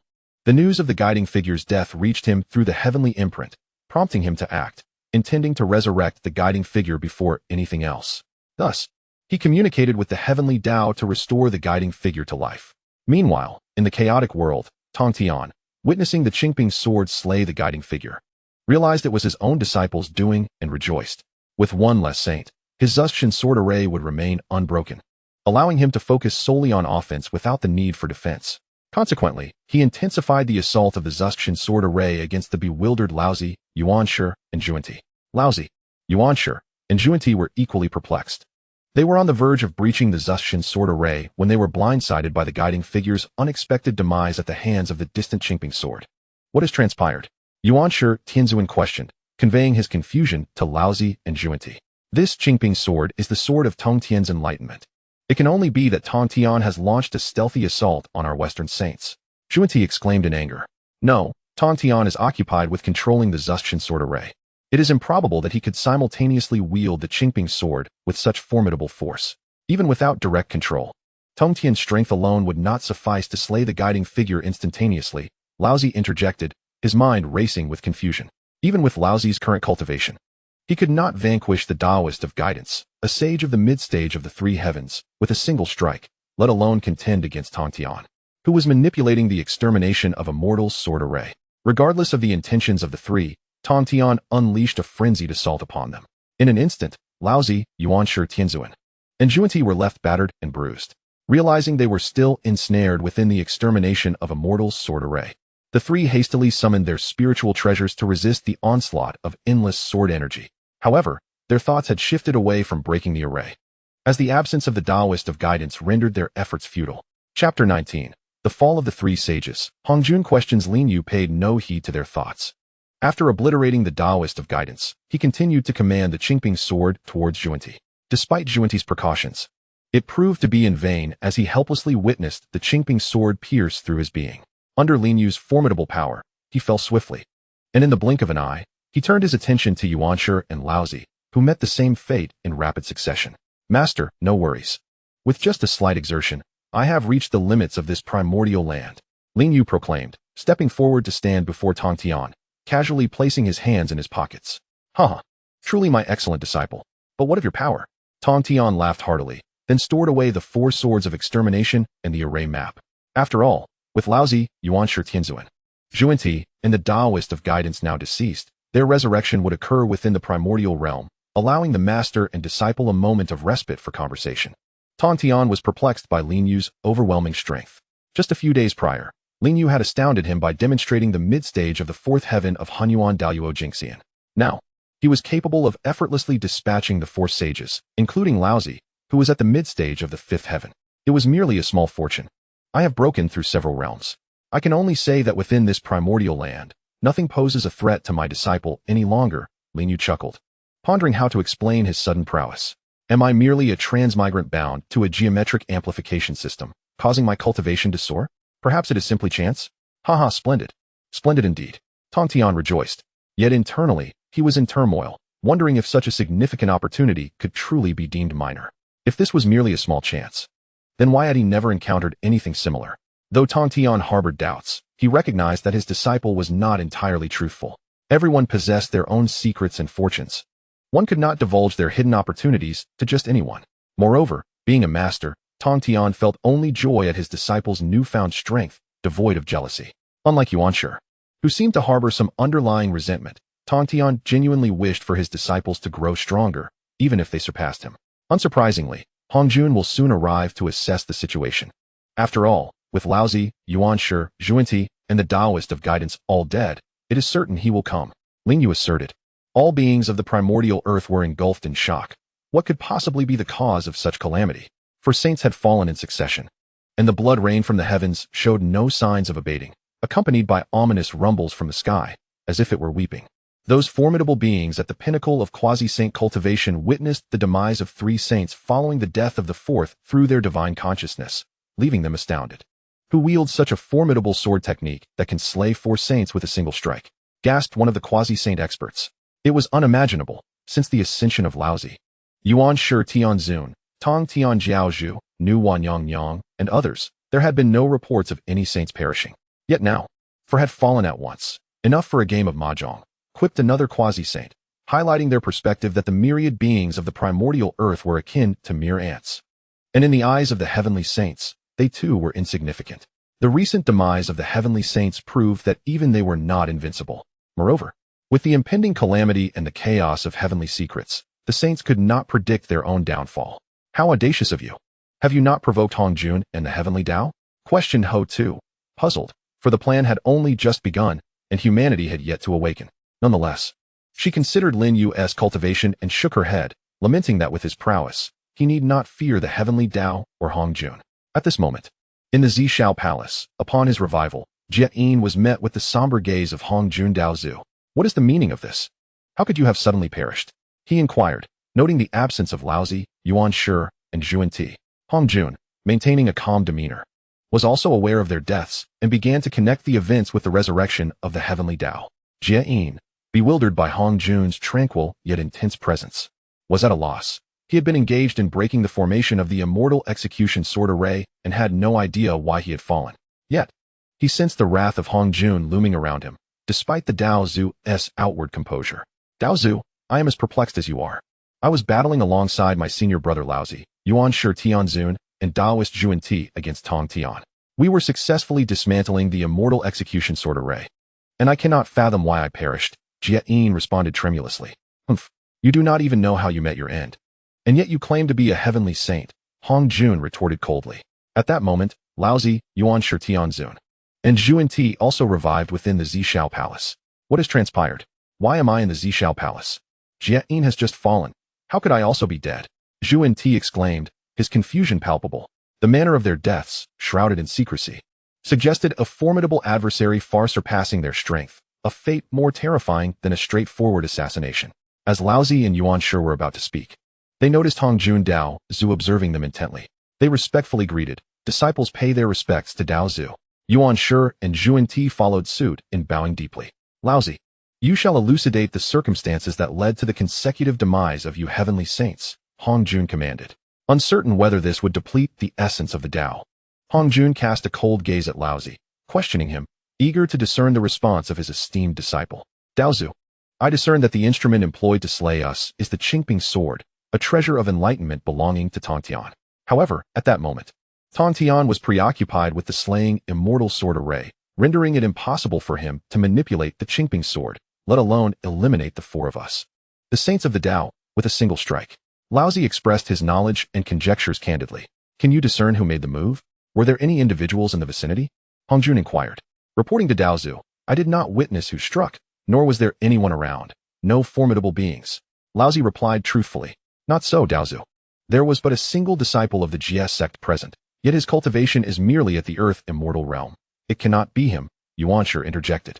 An Earth Immortal? An Earth Immortal would perish upon encountering the chaotic turbulence. Fool. It was not him. Come with me to ascertain who truly made the move. Hongjun rebuked Yuanshi with ire. Chapter 20. The arrival of Hongjun, suppression understood. Laozi, Yuanshi, Zhunti, and Jieyin responded in unison. After all, it was preferable to investigate rather than speculate. Subsequently, the group utilized their grand powers to traverse to the chaotic world beyond the Hongwang realm. At this moment, Lin Yu addressed Tongtian. Master, they have arrived. Tongtian nodded, his gaze fixated on the spatial fluctuations ahead. In an instant, Hongjun, accompanied by the four saints of the Dao, materialized before them. Upon witnessing Tongtian and Lin Yu awaiting his arrival, Hongjun was taken aback. They can sense my approach? Hongjun's heart trembled with astonishment, for he knew it was impossible for Tongtian to perceive his arrival, indicating that someone with greater power had alerted him covertly. Tongtian, what is the meaning of this? Hongjun inquired, his tone noticeably softened. Master, this is a scheme orchestrated by Tongtian against my elder disciple, Yuanshi began, yet before he could finish, Hongjun silenced him with a wave of his power. Did I permit you to speak? Hongjun's tone turned harsh as he addressed Yuanshi. Tongtian, witnessing this spectacle, couldn't help but chuckle inwardly, for it was rare to see Yuanshi, his second brother, so humiliated. Such disgrace would be more painful for Yuanshi, who valued his reputation above all else, than death itself. With that thought, Tongtian stepped forward and declared, Daozu, Laozi, without discernment, has come to my Jiejiao island with Xian Du, accusing me of secretly diminishing Xian Du's cultivation. Yuanshi followed closely, arriving at Jiejiao island to berate my disciples. They sought to annihilate my disciples, leading us into this chaotic world for battle, where the two saints from the west also joined in. I am aware that Laozi had sought me out alongside Xian Du. It was indeed not your doing. I cannot even diminish the cultivation of sentient beings. It cannot be you. I am well aware of your character. It could not possibly be you. Hongjun responded, pausing momentarily before continuing. Then how did the four saints meet their demise? I witnessed the Qingping sword, your treasure of enlightenment, slay them. How do you account for this? At this moment, Lin Yu observed Hongjun arriving with 4 Heavenly Dao saints to interrogate Tongtian, and he could no longer tolerate the scene, especially since the assailant was right beside him. It was I who struck, Lin Yu remarked nonchalantly to Hongjun, casting a sidelong glance at Yuanshi. You? Huh. How could a mere earth immortal possibly? Before Yuanshi could finish his words, the Qingping sword soared through the air, severing his head from his shoulders. Hongjun had yet to react when Yuanshi was already slain. The other 3 Heavenly Dao saints had no opportunity to respond at all. How dare you? You insolent brat. Hongjun, filled with rage, realized that Yuanshi had been annihilated right under his nose. Nevertheless, he understood that anyone capable of executing someone in his presence must possess superior strength. He himself was only at the early stage of the Heavenly Dao, capable of reaching the late stage under the augmentation of the Heavenly Dao. Thus, he felt no fear of Lin Yu. After all, they were still close to the Honghuang world, allowing him to summon the power of the Heavenly Dao, though it was not within the Honghuang realm. Otherwise, with the enhancement of the Heavenly Dao, he could attain the pinnacle of the Heavenly Dao realm. He then summoned the power of the Heavenly Dao to bolster himself. Elevating his realm to the late stage of the Heavenly Dao, he unleashed the creation Jade Butterfly to assault Lin Yu. Huh, you, at the late stage of the Heavenly Dao, think you can contend with me? Lin Yu laughed lightly, continuing to manipulate the Qingping sword to strike at Hongjun. As the two clashed, the chaotic currents around them were obliterated, creating a vacuum around the battlefield. I wonder how long you can endure, Lin Yu taunted, even finding time to exchange barbs with Hongjun. Meanwhile, Hongjun was strenuously defending against Lin Yu's onslaught. Had it not been for his formidable treasures, he would have been slain by Lin Yu's Qingping sword long ago. Hongjun was astounded, pondering when such a formidable individual had emerged. It seemed he was a native of the Honghuang realm, a human born only a few calamities ago, yet he had achieved such strength, reaching the pinnacle of the Heavenly Dao. This cannot continue. If this persists, I will undoubtedly lose, and I might even be slain here. I must find a way to retreat back to Honghuang. At this moment, Lin Yu discerned Hongjun's inner thoughts, realizing that he intended to retreat. However, Lin Yu paid it no mind, as he too was merely restraining his strength to engage with Hongjun. Otherwise, with his power at the peak of the Hunyuan Taiji de Luo Jingxian, he could easily obliterate Hongjun at his current late-stage Heavenly Dao. Despite the seemingly minor difference in realms, one could not fathom how many primordial epics Hongjun would require to cultivate to such a level, and whether he could even succeed in breaking through. For now, Lin Yu merely sought to hone his combat skills. At this juncture, aside from Tongtian, who was safeguarded by Lin Yu, the others, Lao Zi, Zhunti, and Jieyin, had perished the moment Lin Yu engaged Hongjun, following in Yuanshi's tragic footsteps. I know you wish to return to Honghuang, but you shall not, Lin Yu declared, subsequently sealing the surrounding space to prevent Hongjun from escaping while also shielding the surrounding heavenly secrets. Hongjun, the Dao ancestor, discerned that Lin Yu did not genuinely intend to slay him. Otherwise, given Lin Yu's current state of composure, he would have perished countless times already if such were his desire. What exactly do you wish to accomplish? Hongjun inquired, struggling to fend off the onslaught of the Qingping sword while addressing Lin Yu. I harbor no ulterior motives. Had it not been for the trouble instigated by Yuanshi upon my master at Jiejiao Island, I would not have intervened, Lin Yu replied, subsequently commanding the Qingping sword to cease its assault. Observing this, Hongjun also withdrew, recognizing that he was but meat for the enemy's knife. Upon my return, I shall certainly discipline and punish those two. No, Hongjun lamented, his expression one of frustration. No, we are not adversaries, Lin Yu asserted. Not adversaries? Hongjun questioned, perplexed. After such a lengthy conflict, how can you claim we are not foes? You have even attempted to kill me, along with Yuanshi, Zhunti, and Jieyin on 2 occasions. How is that not enmity? Indeed, we can collaborate. I shall assist you in mastering the Heavenly Dao, and you shall aid me in guiding the intercepting sect and humankind, Lin Yu elucidated to Hongjun. Collaborate? Hongjun's heart raced with astonishment. After all, he had been vying for authority over the Heavenly Dao since merging with it. If he ceased this struggle, he would ultimately become a mere puppet of the Dao, devoid of self-awareness. Conversely, if he were to seize power, the Dao could become an integral part of him, enabling him to dominate the primordial world of Pangu and possibly ascend to the pinnacle of the Heavenly Dao, even transcending to the realm of the Great Dao. What astonished him further was that Lin Yu seemed to comprehend his intentions so clearly, despite this being their first encounter. It felt as though he stood before Lin Yu completely exposed, prompting Hongjun to instinctively cross his legs. Chapter 21, Collaboration. Authority of the Heavenly Dao, I do not engage in such matters, thank you. As a former inhabitant of Earth for over 20 years, Lin Yu could easily perceive Hongjun's thoughts. How might you assist me in mastering the authority of the Heavenly Dao? Hongjun then returned to his former calm demeanor, addressing Lin Yu with respect. Do you find it awkward? An ancient being like Hongjun, who has existed since the dawn of Pangu, could hardly feel embarrassment. Besides, in Hongjun's view, as long as I remain unembarrassed, it is others who should feel awkward. Now, take a moment to sense the essence of the Heavenly Dao and the authority it currently wields. Then, channel the essence to resurrect Laozi, Yuanshi, Zhunti, and Jieyin, and perceive the changes thereafter, Lin Yu instructed, unfazed by Hongjun's discomfort. Upon hearing this, Hongjun was uncertain of Lin Yu's meaning. What did resurrecting the 4 Heavenly Dao saints have to do with his mastery of the Dao? Nevertheless, he closed his eyes to perceive the essence and authority of the Heavenly Dao at that moment. As he did so, Hongjun sensed a diminishment in the authority of the Heavenly Dao, a subtle reduction compared to when the 4 Heavenly Dao saints had been alive. Though imperceptible to many, it was undeniably evident to Hongjun, who had perpetually contended for dominion over the Dao. In order to validate Lin Yu's words and to confirm his inner suspicions, Hongjun Daozu summoned the essence of the Heavenly Dao to resurrect Laozi and 3 other celestial sages. Indeed, something was amiss. Upon sensing the shift, Hongjun Daozu was greatly astonished. Previously, he wielded 30% of the Heavenly Dao's authority, while the Heavenly Dao itself held 70%. However, after the resurrection of the celestial sages, the authority held by the Heavenly Dao had diminished to less than 70%, although it had not yet fallen to 60. It was nearing that threshold. The less than 10% of the Heavenly Dao's authority that had vacated was not claimed by the Heavenly Dao, but remained unowned, potentially accessible to anyone. Whoever seized it would possess that fractional authority. How do you feel? Lin Yu asked, his hands casually tucked into his pockets as he faced Hongjun Daozu. Under the influence of Lin Yu's formidable divine sense, he may not have comprehended the specific thoughts swirling in Hongjun Daozu's mind, yet he could distinctly sense the astonishment and elation within him.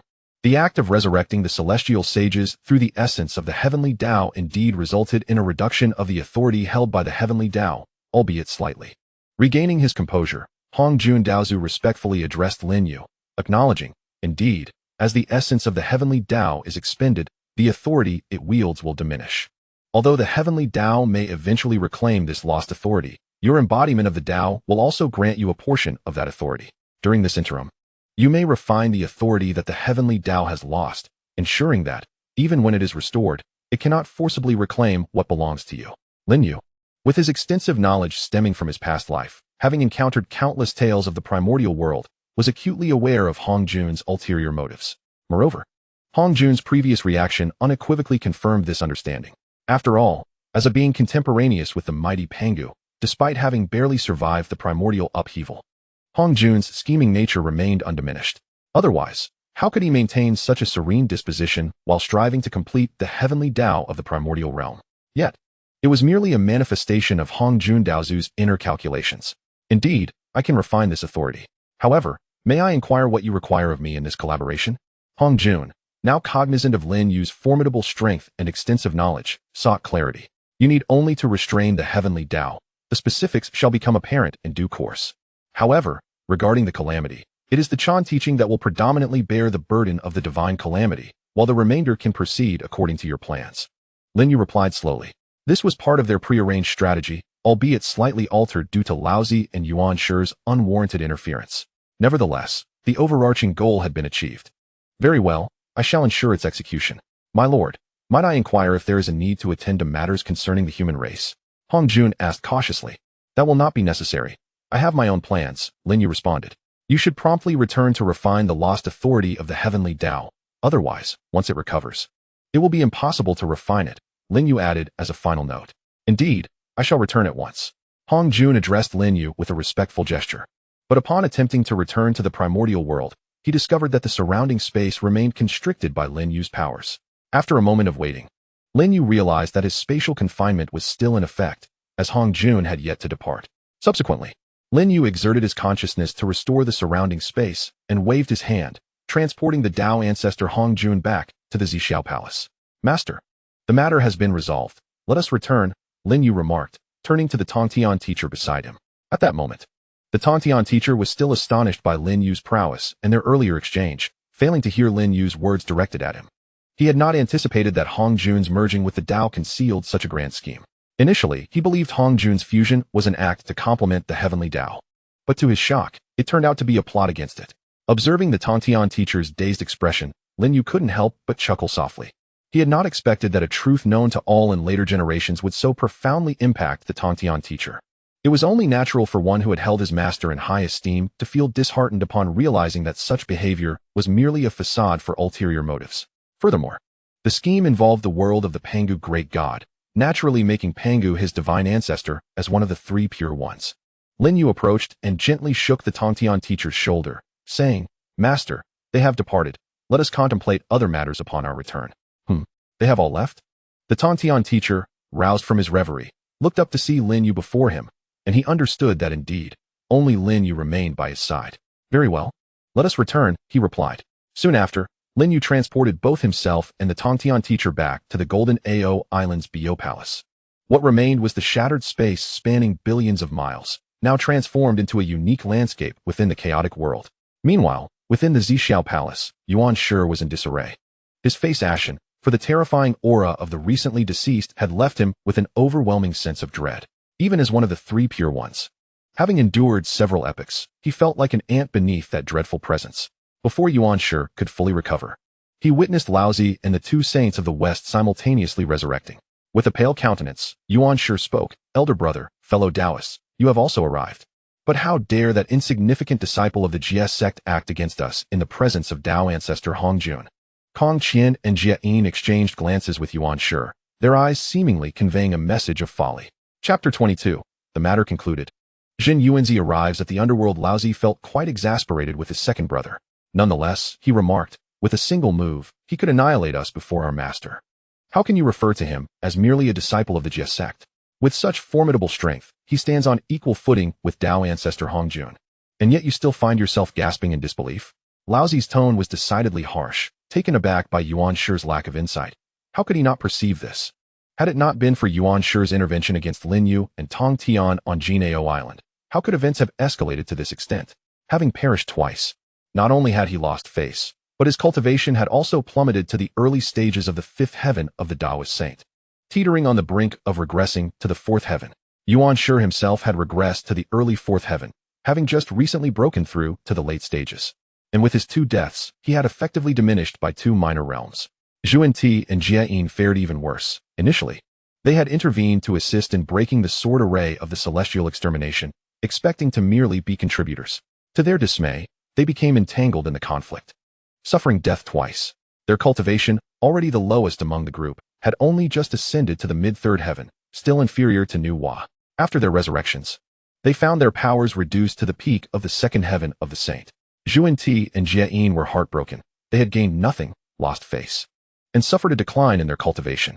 At this point, their standing among the Taoist saints was indeed at the bottom. Originally, they had ascended to sainthood through borrowed power, leaving them with inherently weaker cultivation compared to the three pure ones. After all, the three pure ones possessed the merits of creating the heavens, while Nu Hua had significantly contributed to the creation of the human race, thus accumulating ample merit. Only the unfortunate Western two saints had ascended through loans. At this juncture, Hongjun returned to the Jiejiao Palace, immediately perceiving the despondency of the four. He understood why they were in such a state. Having grown accustomed to wielding power in the Hong Huang, they were now disoriented by a sudden formidable force. "Master," they greeted respectfully. This matter was thus put to rest. It was advised not to be mentioned again. Moreover, Laozi and Yuanshi were warned that should there be any further disruptions, he would personally feed them the saint's destruction pill. Hongjun, anticipating their thoughts, fixed his profound gaze upon the four, preemptively addressing their concerns. After all, he himself was not a match for them, and a cooperative arrangement was mutually beneficial, aiding him in asserting control over the Tao. However, it necessitated that the six Taoist saints experience more trials, specifically, Laozi, Yuanshi, and the two saints from the West. "Master," Laozi attempted to interject, but was swiftly interrupted by Hongjun's imposing presence, evidently displeased with any challenge to his authority. With a spurt of sacred blood, Laozi quelled any further remarks.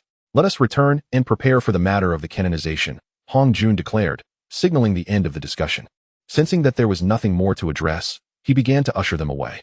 After all, no one could predict when the Tao would restore itself.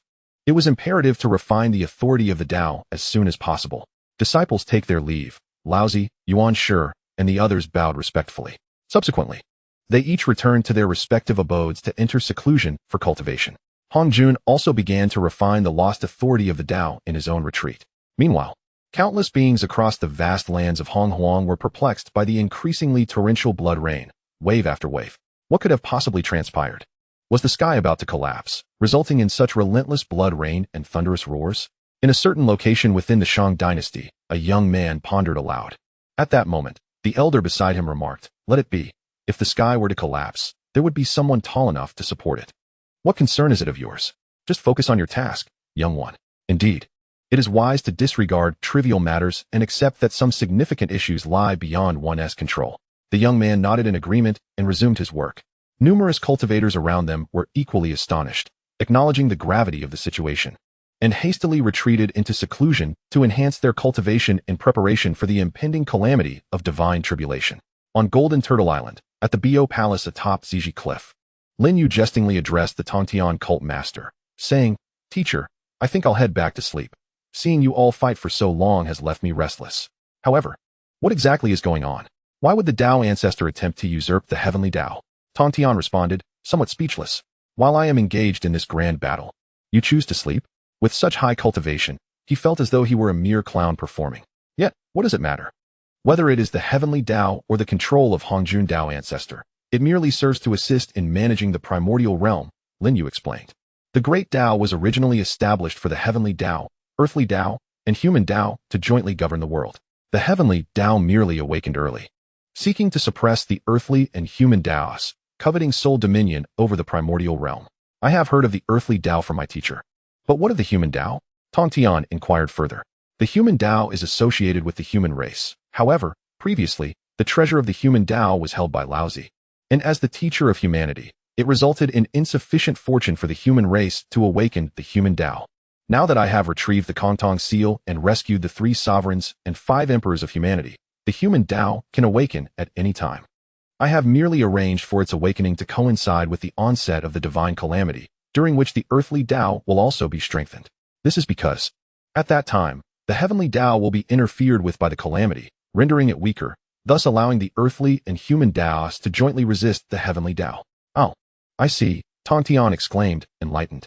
In this way, even if Hongjun Dao ancestor possesses control over the Heavenly Dao, the balance of power with the human and earthly Daos will ensure that the primordial land of the Father God is not usurped. Lin Yu nodded, and then took his leave from the Tongtian cult master, retreating to catch up on his sleep. How wonderful it is to be on Earth, where I can scroll through my phone for amusement, surrounded by so many beautiful and charming women, Lin Yu mused as he returned to his cave dwelling. Although the women in the primordial realm, enhanced by their cultivation, were indeed breathtakingly beautiful, he could not shake the longing for the sensations he had previously experienced. Lin Yu had also attempted to search for the blue star, but beyond the primordial world, there existed countless small thousand worlds, as well as numerous medium and large thousand worlds. Even the top-tier worlds akin to the primordial realm were present, not to mention the chaotic and primordial worlds beyond it. Shaking off these thoughts, he indulged in a deeply satisfying sleep. At that moment in the underworld, Zhen Yuanzi had also arrived, unleashing his peak quasi-saint aura and respectfully proclaiming. Zhen Yuanzi pays his respects to Lady Pingxin. His voice, imbued with quasi-saintly power, reverberated throughout the entire underworld. Zhen Yuanzi, the great immortal, had never before ventured into the underworld. The 10 Yama kings were filled with perplexity, yet they dared not voice their speculations. For he had come to pay his respects to Lady Pingxin. Having just endured a reprimand, they were cautious in their thoughts. "Enter," a divine voice resonated from Hutu. "Yes."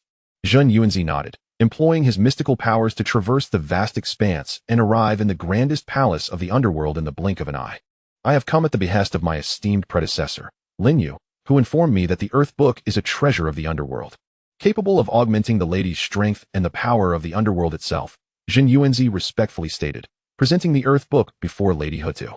"Excellent," Lady Hutu exclaimed, sensing the profound essence of the underworld emanating from the book, her joy palpable. "Indeed, the Earth Book is your innate spiritual treasure, and as a sage of the underworld, you shall have your rightful place. When the time of the Fengshen calamity arrives, you will consolidate and suppress the underworld's fortunes with the Earth Book, and thus, the underworld shall possess 9 sages," Lady Hutu remarked with gravity. After all, the Earth Book pertained to the fortunes of the underworld, a matter of great significance. With the enhancement of the underworld, her own power would also magnify. Moreover, with 9 sages in their rightful positions, the underworld's strength would be greatly bolstered. Yes, my lady. Zhen Yuanzi replied with utmost respect, recognizing that he would henceforth be serving under Hutu. On Golden Ao Island, within the cave beneath Ziji Cliff, Lin Yu languidly stretched, delighted to be reclining in comfort rather than standing idly while watching his master and 4 elders spar. Nothing much to concern ourselves with now. The Heavenly Dao is restrained by Hongjun, while Hutu and Zhen Yuanzi manage the Earth Dao.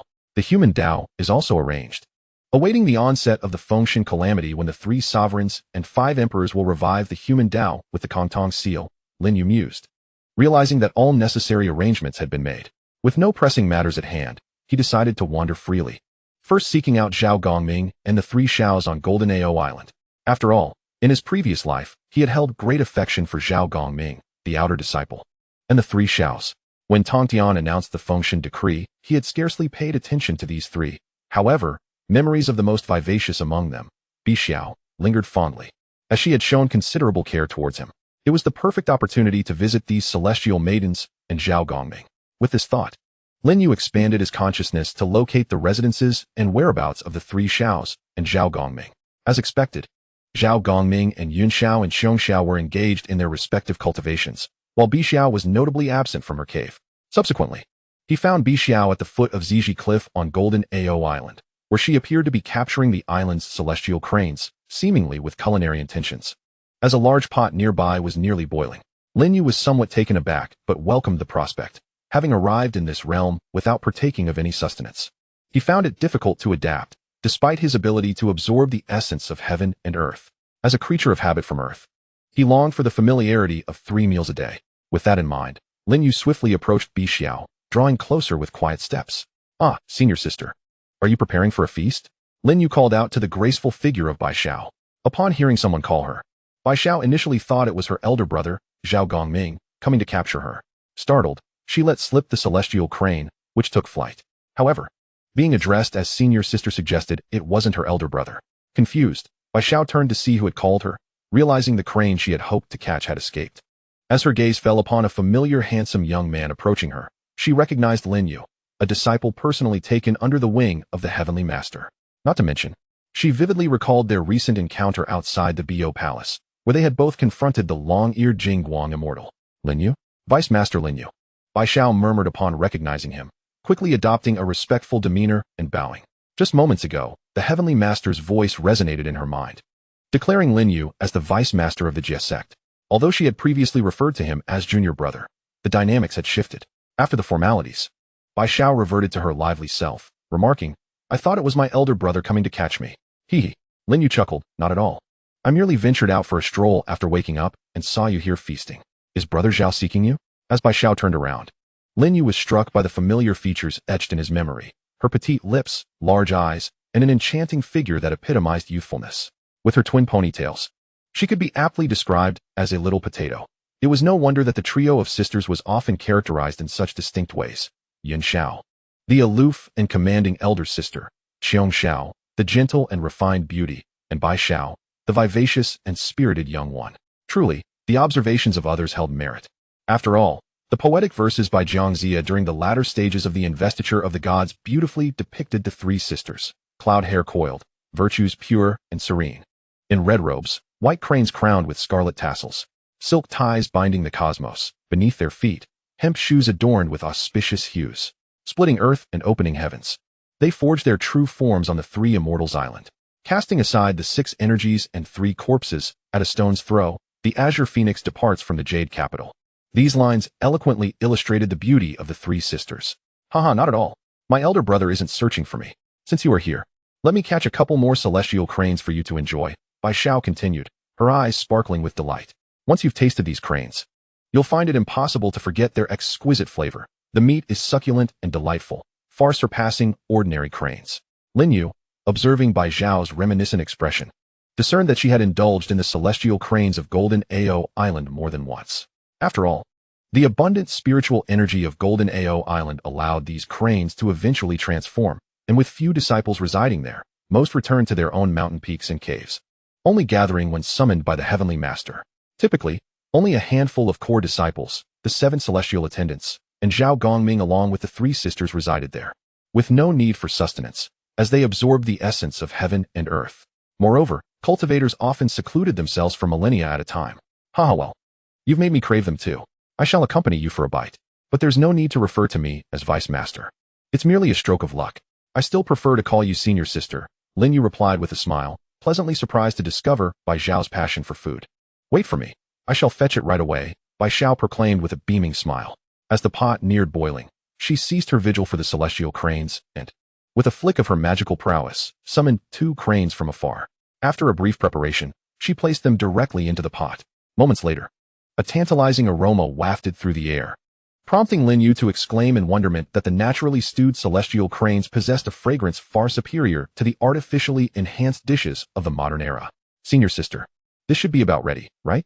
The aroma has awakened my appetite, Lin Yu inquired eagerly, having gone without food for over 10 days, everything appearing delectable in his eyes. All right, no need to rush. Allow me to showcase my culinary skills, Bai Xiao replied with a hint of pride. The 2 then eagerly partook of the celestial cranes. Senior Sister, I never imagined these cranes could be so delicious. You truly know how to savor life, Lin Yu remarked between bites. Of course. I often indulge in these cranes, and my experience is quite extensive, Bai Xiao said, wiping the grease from her lips. After all, the mysterious disappearance of the cranes on Golden Tortoise Island was largely her doing. No wonder Lin Yu recalled having heard tales from a senior brother responsible for managing the cranes, who mentioned their frequent vanishing acts. Realization dawned upon him, rather than fleeing. They had fallen victim to Bai Xiao's cunning. Haha, how embarrassing. Bai Xiao chuckled awkwardly. After finishing their meal and exchanging a few words, Lin Yu decided it was time to depart, as he intended to explore the vast wilderness and see what the current state of the Shang dynasty was like. Moreover, it was unrealistic to cling to one another from the very first meeting. A casual visit to bolster camaraderie was more appropriate. Especially for beings who had lived for countless years, it would be too conspicuous for others to notice. Farewell, Senior Sister. I shall return another time to indulge in more of your hospitality. Here, take this pill. It will be beneficial, Lin Yu said. Having noticed that Bai Xiao was merely at the initial stage of the Great Luo Golden Immortal and had hit a bottleneck, he presented her with a pill sufficient to elevate her to the advanced stage of the Great Luo Golden Immortal. Where did this pill come from? Bai Xiao asked, puzzled. To her understanding, pills were typically the size of ping-pong balls, while the one Lin Yu offered was scarcely the size of a bean. This is the pro-mix version of the 9 Revolutions Golden Pill. Do not underestimate it. Despite the similar name, it is vastly different from those of the Great Purity. There are no side effects. You may consume it with confidence while cultivating, Lin Yu explained to Bai Xiao. Although Laozi's 9 Transformations Golden Elixir allows one to directly ascend to the Great Luo Golden Immortal, it carries significant side effects, essentially fixing one's cultivation at that level without any possibility for further advancement. In contrast, the elixir crafted by Lin Yu is devoid of such adverse effects, enabling any individual to absorb its essence effortlessly. The spiritual energy contained within is exceptionally gentle, alleviating concerns of being overwhelmed by excess energy and facing catastrophic consequences. It can be absorbed instantaneously, eliminating the need for prolonged refinement. Very well, I shall consume it when I return to my cultivation, Bai Xiao nodded in agreement. After exchanging a few more words with Bai Xiao, Lin Yu departed. Having previously ventured to the Buzhou Mountain, Lin Yu pondered his next destination for exploration. Upon exiting the Golden Ao Island, he found himself uncertain of where to go. He decided to delay his journey to the Shang dynasty until the impending calamity approached. For now, he resolved to head in the direction of Shang, estimating that it would take him about 400 years to arrive. He would traverse the path as it came. Thus, Lin Yu dispelled his hesitations and adjusted his speed to that of the profound immortal realm, soaring through the air. Along the way, he leisurely admired the breathtaking landscapes of the primordial world. With the infusion of heavenly spiritual energy, even the grass by the roadside appeared extraordinary. Some nearing transformation, others just gaining sentience, and he even witnessed one sprout transforming before his very eyes.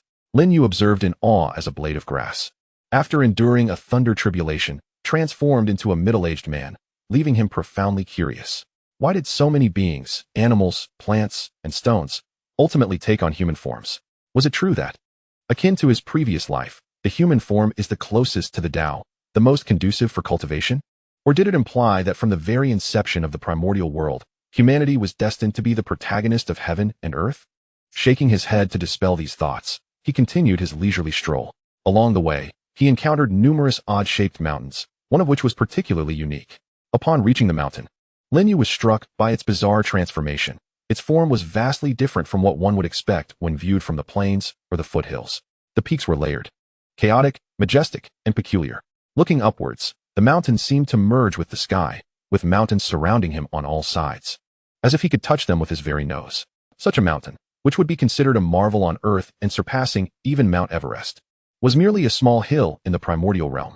Had it not been for its distinct appearance, Lin Yu would not have paused to admire it. To the left stood a beautiful ginkgo tree, and as he turned, he beheld a tall, straight tree that captivated his gaze.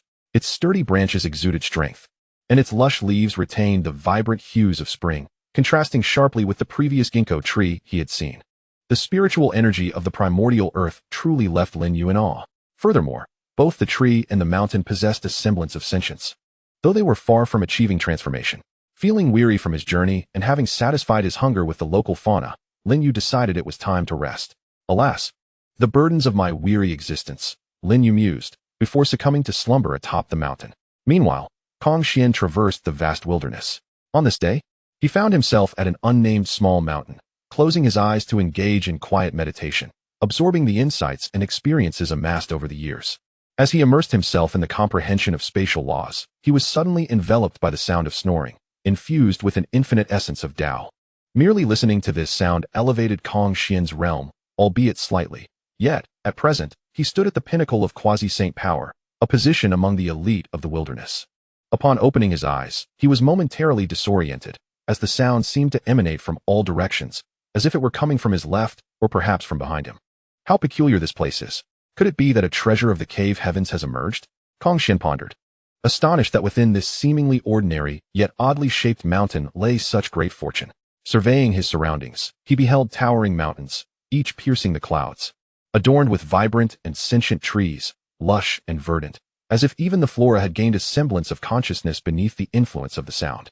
The gentle breeze carried the essence of the Dao, creating an atmosphere of tranquility, reminiscent of an exceptional sanctuary for enlightenment.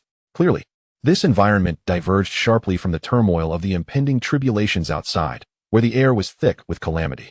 Having recently reflected upon his own destiny, he foresaw great tribulations awaiting him during the Fengshen calamity. The likelihood of successfully transcending the tribulation was exceedingly slim. Success would usher him to celestial heights, while failure would spell his demise or even render him a puppet. Yet here, there was no trace of such ominous energy, and since entering, the dense aura of calamity surrounding him had dissipated, as if the tribulations themselves feared the mysteries contained within this realm. This place felt utterly distinct from the chaos of the wilderness, akin to two disparate worlds. What could this mean? Kong Xian's curiosity deepened, prompting him to pursue the source of the Dao resonance, gradually navigating through the uniquely shaped mountain. Kong Xian possesses curiosity. I too harbor curiosity. Are we not alike? As he drew closer, the resonance of the Dao intensified, and the surrounding laws and spiritual energy converged here. No wonder the spiritual energy and laws within 100,000 miles were so sparse. He had initially attributed it to the influence of the impending calamity, yet it became evident that they had coalesced in this very spot. Kong Xian's heart was filled with astonishment. With a sudden cacophony of sounds, snoring, and a curious sizzling, Kong Xian found himself in a state of shock. Could it be that a mighty being lay here in slumber? The snoring was familiar to him, but the sizzling sound was a mystery. It resembled the friction of weapons. Could this formidable entity be honing their arms, even in the depths of sleep? Chapter 25. Kong Xian on the brink of death, yet this sizzling noise possessed an offensive quality. Had Kong Xian not reached the pinnacle of quasi-saint cultivation, he would have been unable to approach it all. The laws, spiritual energy, and resonance of the Dao within 100,000 kilometers pulsed in rhythm with the sound of the snoring. At this moment, as Kong Xian approached the summit, he felt an overwhelming sense of astonishment. After all, he had previously encountered the Sage of Heaven, yet none could compare to this phenomenon, where the laws of spiritual energy from hundreds of thousands of miles converged here, seemingly through an unintentional gesture. It was utterly astonishing, a spectacle of extraordinary grandeur, raising questions about the level of cultivation required to attain such a state. Kong Xian reined in his aura and slowed his pace, ascending step by step. In this process, his cultivation and physical form gradually strengthened under the baptism of the Dao rhythm and surrounding laws. Even his peak quasi-saint cultivation experienced a notable enhancement, as if the elusive prospect of becoming a saint had drawn significantly closer. Yet, The nearer he approached the mountaintop, the more intense this sensation became, accompanied by an equally formidable pressure. Concealing could only muster all his cultivation to withstand this immense force. At that moment, Lin Yu suddenly turned over, and the surrounding space abruptly shattered, disintegrating into fragments. Concealing felt this upheaval, as if the entire primordial world had trembled. In reality, it was merely the surrounding space fracturing, creating an overwhelming spectacle. Concealing inadvertently fell into the chaotic turbulence, hastily channeling his energy to escape. What a close call. What transpired? The surrounding space and vibrations indicated a significant disturbance. Concealing was profoundly shocked. Everything had seemed perfectly fine until this sudden and drastic change. No longer ascending step by step, he disregarded caution and flew directly to the mountaintop. There, he beheld a strikingly handsome young man sleeping, his movements indicating he had merely turned over moments ago. Concealing did not expect this young man to be the very existence that had inadvertently wrought such cataclysmic destruction. Adjusting his attire, he approached respectfully, eager to immerse himself in the rich and profound Dao rhythm. Although the Dao ancestor Hongjun had claimed that without the primordial purple energy, one could not attain sainthood, what if there was a possibility? This individual possessed powers beyond even that of a saint. Could he perhaps glean insights here that would facilitate a breakthrough to sainthood? That would be an extraordinary gain. Even if a breakthrough were unattainable, it would undoubtedly enhance his cultivation and physical strength significantly. Engaging in such a venture would yield nothing but benefits. At this moment, the Dao rhythm was extracting every ounce of his flesh and cells, coalescing and expanding, creating a cycle that would at least multiply his spiritual power several times. Even if a breakthrough was not achieved, observing Lin Yu lying on the ground, Concealing realized that had he not fortuitously landed here and discovered this remarkable place, he would have failed to perceive Lin Yu's presence even after countless attempts with his divine sense. For at this moment, Lin Yu seemed to merge with the surrounding heavens and earth, as if he embodied the very cosmos itself. Each breath he took released a torrent of rich laws that surged towards Concealing, effortlessly absorbed without any difficulty, surpassing even the prowess of Dao ancestor Hongjun. Truly, it was astonishing. However, the sizzling sound he had previously imagined to be the sharpening of weapons was, in fact, the grinding of this elder's teeth. Could this truly enhance himself? Concealing's heart was filled with silent awe. Even Concealing, at this moment, found himself contemplating a comparison between Lin Yu and the esteemed Pangu, for Lin Yu's strength could potentially rival that of Pangu himself, standing shoulder to shoulder in terms of cultivation. Should Lin Yu become aware of this, he would undoubtedly be taken aback. For Pangu is said to exist at the threshold of the great Dao, while he himself has merely reached the pinnacle of the Hunyuan Taiji de Luo Jingxian. Moreover, his formidable combat prowess is entirely reliant on his cultivated strength. Pangu, on the other hand, embodies the zenith of power, having single-handedly confronted 999 chaos demons and successfully opened the heavens. Although it is commonly believed that Pangu has perished, there remains the possibility that he has ascended to an even higher realm, a mystery that eludes all understanding. At this moment, Concealing stood at the farthest point atop the mountain, where the essence of the surroundings was most profound. He had intended to pay his respects, but, upon realizing that this formidable being was in slumber, opted instead to bow respectfully. He understood that, even so, this great power might not regard him with any significance. Yet, the fact that he was not dismissed allowed him to partake in the laws and rhythms surrounding the elder. Every moment spent here could equate to centuries of arduous cultivation for Concealing, and he believed that such an extraordinary elder would possess a broad-mindedness, not concerning himself with trivial matters. Concealing pondered this, especially with the imminent arrival of a calamity that would bring forth significant tribulations. He needed to seize this fleeting time to enhance his abilities by any means necessary. With that resolve, he promptly sat cross-legged and entered a state of meditation, quietly contemplating the surrounding laws and principles. His movements were executed with utmost caution, fearful of making even the slightest sound that might awaken the elder, or inadvertently causing a disturbance that could lead to his own demise. Time is not recorded in the primordial chaos, yet Lin Yu kept track. With a slight furrowing of his brow, Lin Yu gradually emerged from his slumber, rubbing his drowsy eyes and stifling a yawn. He mumbled to himself about how pleasantly refreshing his sleep had been. But I must find a more comfortable bed to carry with me wherever I go, he mused, still yet to fully awaken. Unbeknownst to him, as he yawned, a powerful force surged towards him, and before he could brace himself, Concealing was swept away, vanishing in an instant. What just flew out? Such speed. Oh dear, rather swift, Lin Yu remarked, having noticed a distant figure soaring away. Could it be that my yawn inadvertently sent someone flying? But what could it be? Are there mosquitoes in the primordial chaos? I heard the first mosquito resides in the blood sea, possessing quite the formidable bite. Realizing that it was likely his yawn that had propelled the figure away, he focused his consciousness on tracking the black that had just departed. Upon discerning it was a person, seemingly at the pinnacle of quasi-saint cultivation, he wondered, could this be an old fox passing through, who happened to catch sight of me?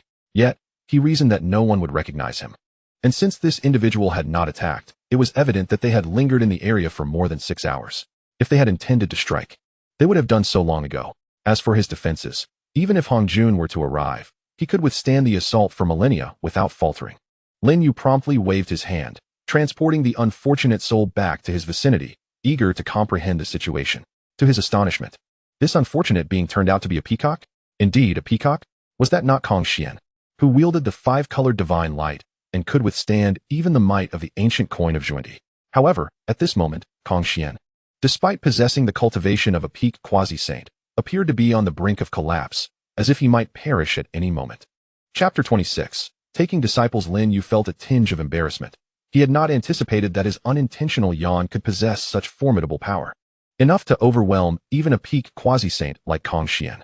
Hastily, he employed the surrounding laws of life to heal Concealing. As a being of primordial chaos and a grand Luo Jingxian, Lin Yu was well versed in the 3,000 laws, mastering them with an ease comparable to that of the Heavenly Dao. Concealing, who had been diligently cultivating, was suddenly struck by an overwhelming force that sent him hurtling through the air, leaving him on the verge of death, feeling as though his life was fading away. What had transpired? Had my actions provoked a senior? Alas, the thought filled Concealing with reluctance. After all, should he perish, the golden-winged great Peng would surely weep over his demise. Not only had he failed to gain any fortune, but he had nearly met his end here. Had it not been for his resilient life force, he would have already succumbed. As despair washed over him, Concealing felt his vital energy continuously waning, his injuries worsening. Was he truly destined to fall here? He was unwilling to accept such a fate. Concealing murmured in resignation, his words laden with bitterness and hopelessness. In the midst of his flight, Concealing found himself precariously balanced, his injuries rendering even the act of flying a strenuous endeavor. It was evident how severe his condition was. Even a celestial being would find flight effortless, yet here he was, a peak quasi-saint, struggling against the simplest of movements. Despite his formidable prowess, he now found himself in a state of utter despair, feeling the last remnants of his life force ebb away, devoid of any will to resist. At that very moment, an invisible hand materialized within the surrounding space, swiftly grasping Concealing and transporting him to the mountain range where the esteemed elder resided. The aura of Dao and laws in the vicinity was extraordinarily rich, surpassing even that of a saintess sanctum. As a peak quasi-saint, Concealing instinctively sensed the gravity of the situation. In that moment, he found himself at a loss for words. Alas, I am but a breath away from death. Even if there were opportunities around me, given my current state, I would likely be unable to seize them. His countenance darkened as he contemplated this. Just as Concealing awaited the arrival of death in silence, he suddenly felt a surge of energy coursing into his body. What is this? Before Concealing could investigate the source of the energy, it transformed into a gentle force, or rather a principle, swiftly restoring his vitality. The overwhelming strength that had once characterized him was already revitalized before he could even fully comprehend the astonishment. In fact, his life force felt even more potent than it had prior to his injuries, and his cultivation was more concentrated. What? Concealing was internally startled. He had never encountered such a phenomenon before. How could such a grievous injury heal in the blink of an eye? Even more astonishing was the fact that he felt stronger than before. Surely, even a sage could not have so easily restored me under such circumstances? Concealing's mind was racing with thoughts. Before he could regain his composure from the astonishment, a voice, enigmatic and profound, echoed beside him. Hey, are you done? It was Lin Yu. Observing the disheveled Concealing, whose already tattered clothes had now become mere rags, he appeared like a beggar. Had he not discovered Concealing in time, the young man would have certainly met an untimely end, leaving his demise shrouded in mystery. This would have become the greatest unsolved case of the primordial wilderness. Concealing turned towards the voice and saw a young man beside him. What? Concealing gasped in shock, for he was at the pinnacle of quasi-saint level. In that fleeting moment of restoration, his spiritual sense had scanned the surroundings. Yet he had failed to perceive anyone nearby. Even now, he could not detect the presence of this individual, were it not for witnessing him with his own eyes. Concealing would have doubted his own spiritual sense. This person must be a sage or an even more formidable entity. Otherwise, my spiritual sense would have surely uncovered some clue. With these thoughts settled, Concealing hastily rose to his feet, clasped his hands respectfully, and said, I am Xian, a junior. I pay my respects to the esteemed senior. I beg your forgiveness for practicing near you without permission. What benefit is there in practicing beside me? Lin Yu mused inwardly. It dawned on him that his inadvertent release of some of his aura while sleeping must have attracted Xian. It was fortunate that Xian was at the pinnacle of quasi-saint level. Had he been of lesser cultivation, he might have been obliterated upon hearing Lin use subtle sounds. It is nothing, merely trivial matters, and consider it your fortune, Lin Yu reassured. After a brief pause, he added, moreover, I nearly harmed you when I awoke. Thankfully, the consequences were minimal, and no grave error ensued. Lin Yu felt a sense of relief, for this incident was ultimately of his own making. Had he not inadvertently released his aura, Xian would not have been drawn into this misunderstanding. Furthermore, as a sunny and cheerful young man who had undergone 9 years of compulsory education, he could not afford to take a life casually. He was aware of the possibility of resurrection, which provided him with a different perspective on the matter. There exists a significant distinction between the two. Thank you, esteemed elder. I humbly dare to inquire if I may follow you in your cultivation. Xian, unable to raise his gaze towards Lin Yu, could only bow his head as he spoke, thus missing the masterful expressions of Lin Yu's countenance. Otherwise, he might have believed that Lin Yu possessed some extraordinary divine ability. You wish to cultivate with me? Lin Yu was initially taken aback upon hearing Xian's words, reminiscent of thoughts about his own disciples. How did this unexpected turn of events lead Xian to aspire to become his disciple? Lin Yu pondered, stroking his chin as his mind raced. Should he accept this disciple or not? After all, according to the original narrative, Xian had received favors from the Shang dynasty and subsequently assumed the role of general during the reign of King Zhou. Xian was, in fact, the first peacock born amidst the primal chaos of ancient times, known by the name of the red peacock with a keen gaze and ornate crest. His mother was the ancient divine bird, the phoenix, also known as the Xian bird, said to have descended from the heavens and birthed the Shang. Following the phoenix's rebirth, Xian took up the mantle of protecting the realm of Chengtang, thereby assuming the position of general, serving as the last bastion of the Shang dynasty. During the Battle of Golden Rooster Ridge, he unleashed the 5-colored divine light, an unparalleled innate divine ability, rendering both Luo and Ruan Deng powerless against him, until he was ultimately subdued by the saint of the Western blissful world, Zhunti.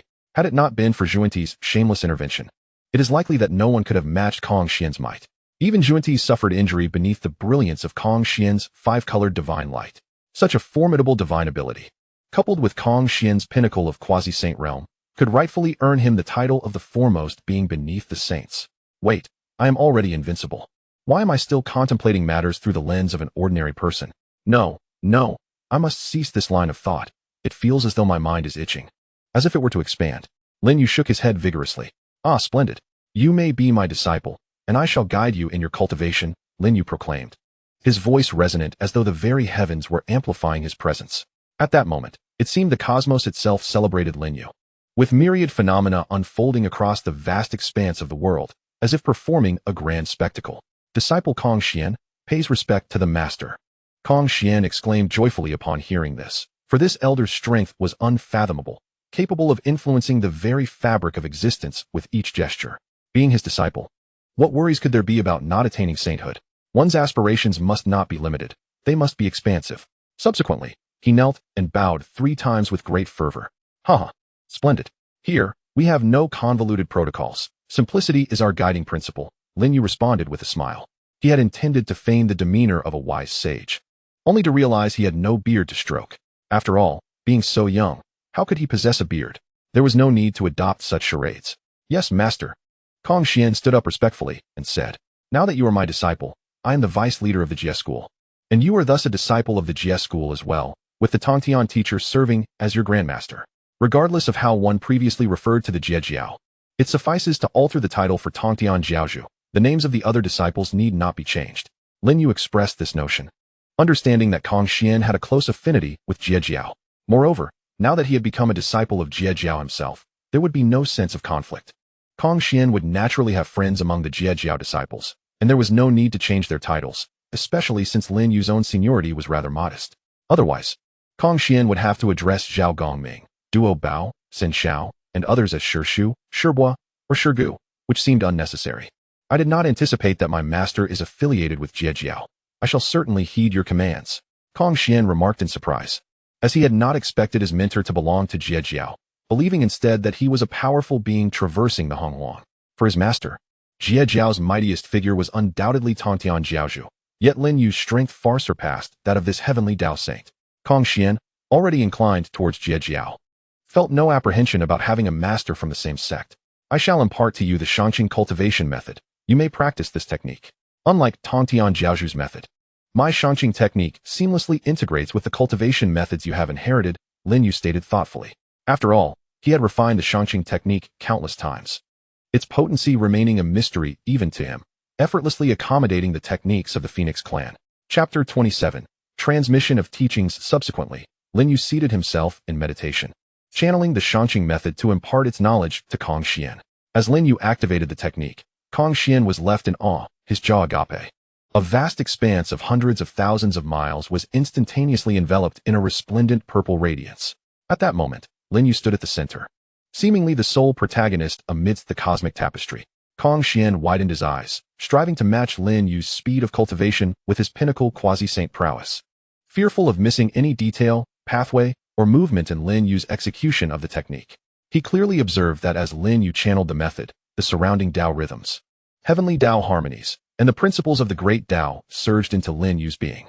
It was as though Lin Yu was not merely absorbing the ethereal energies of the universe, but rather the very essence of the cosmos and the laws of the great Dao were entering his master's body, aiding in his cultivation. In an instant, a vacuum formed over an expanse of hundreds of thousands of miles, with all energies rushing into Lin Yu's form, creating a colossal whirlpool. A torrent of formidable Dao rhythms and spiritual energies lined up to enter Lin Yu's being. Subsequently, waves of Dao principles and celestial energies continued to converge from the outside. In Xian's perception, millions of Dao rhythms and celestial energies rushed forth, while tens of millions awaited their turn, as if queuing. In Xian's understanding, cultivating a technique was merely about inhaling and exhaling the energies of the cosmos. Yet, his master's practice involved absorbing not only the celestial energies, but also the laws of the Heavenly Dao, the principles of the great Dao, and even some unknown rhythms. The sheer magnitude of it was utterly terrifying. At this moment, Xian found himself in a state of profound astonishment, which only intensified as the subsequent scene unfolded. Previously, Lin Yu was merely in the process of absorption, but now, as he exhaled, the essence of the Dao and the spiritual energy of the universe he released were far more refined than what he had absorbed. The purity and intricacy were unparalleled. Within this realm, Xian could feel an immediate transformation, as if this place surpassed even the most exquisite paradises of the primordial lands, such as Kunlun Mountain and Golden Ao Island. The richness of the spiritual energy here was now unparalleled, not to mention the more refined and easily assimilated Dao rhythms and principles. In his heart, Xian mused about the formidable nature of his master's cultivation technique, which not only facilitated personal advancement, but also nurtured the very fabric of this realm, making it more robust. Overwhelmed with joy, he realized that being taught such a powerful method by his master was an extraordinary fortune, eclipsing any other opportunities he had encountered in his life. In that instant, Xian felt a deep-seated admiration and respect for his master. Lin Yu had successfully completed a full cycle of his cultivation technique before halting his practice. He dared not continue, pondering to himself that he was already at the pinnacle of the Hunyuan Taiji de Luo Golden Immortal. This recent cycle of the Qinggong technique had almost propelled him beyond the Hunyuan Wujidian de Luo Golden Immortal realm. Fortunately, the spiritual energy and principles required for such a breakthrough were substantial. Otherwise, he might have inadvertently transcended under the influence of the Geometric Amplification System. Though he was uncertain of the extent of that amplification, fearing it could have reached an unfathomable level. At this moment, Lin Yu felt a flicker of trepidation.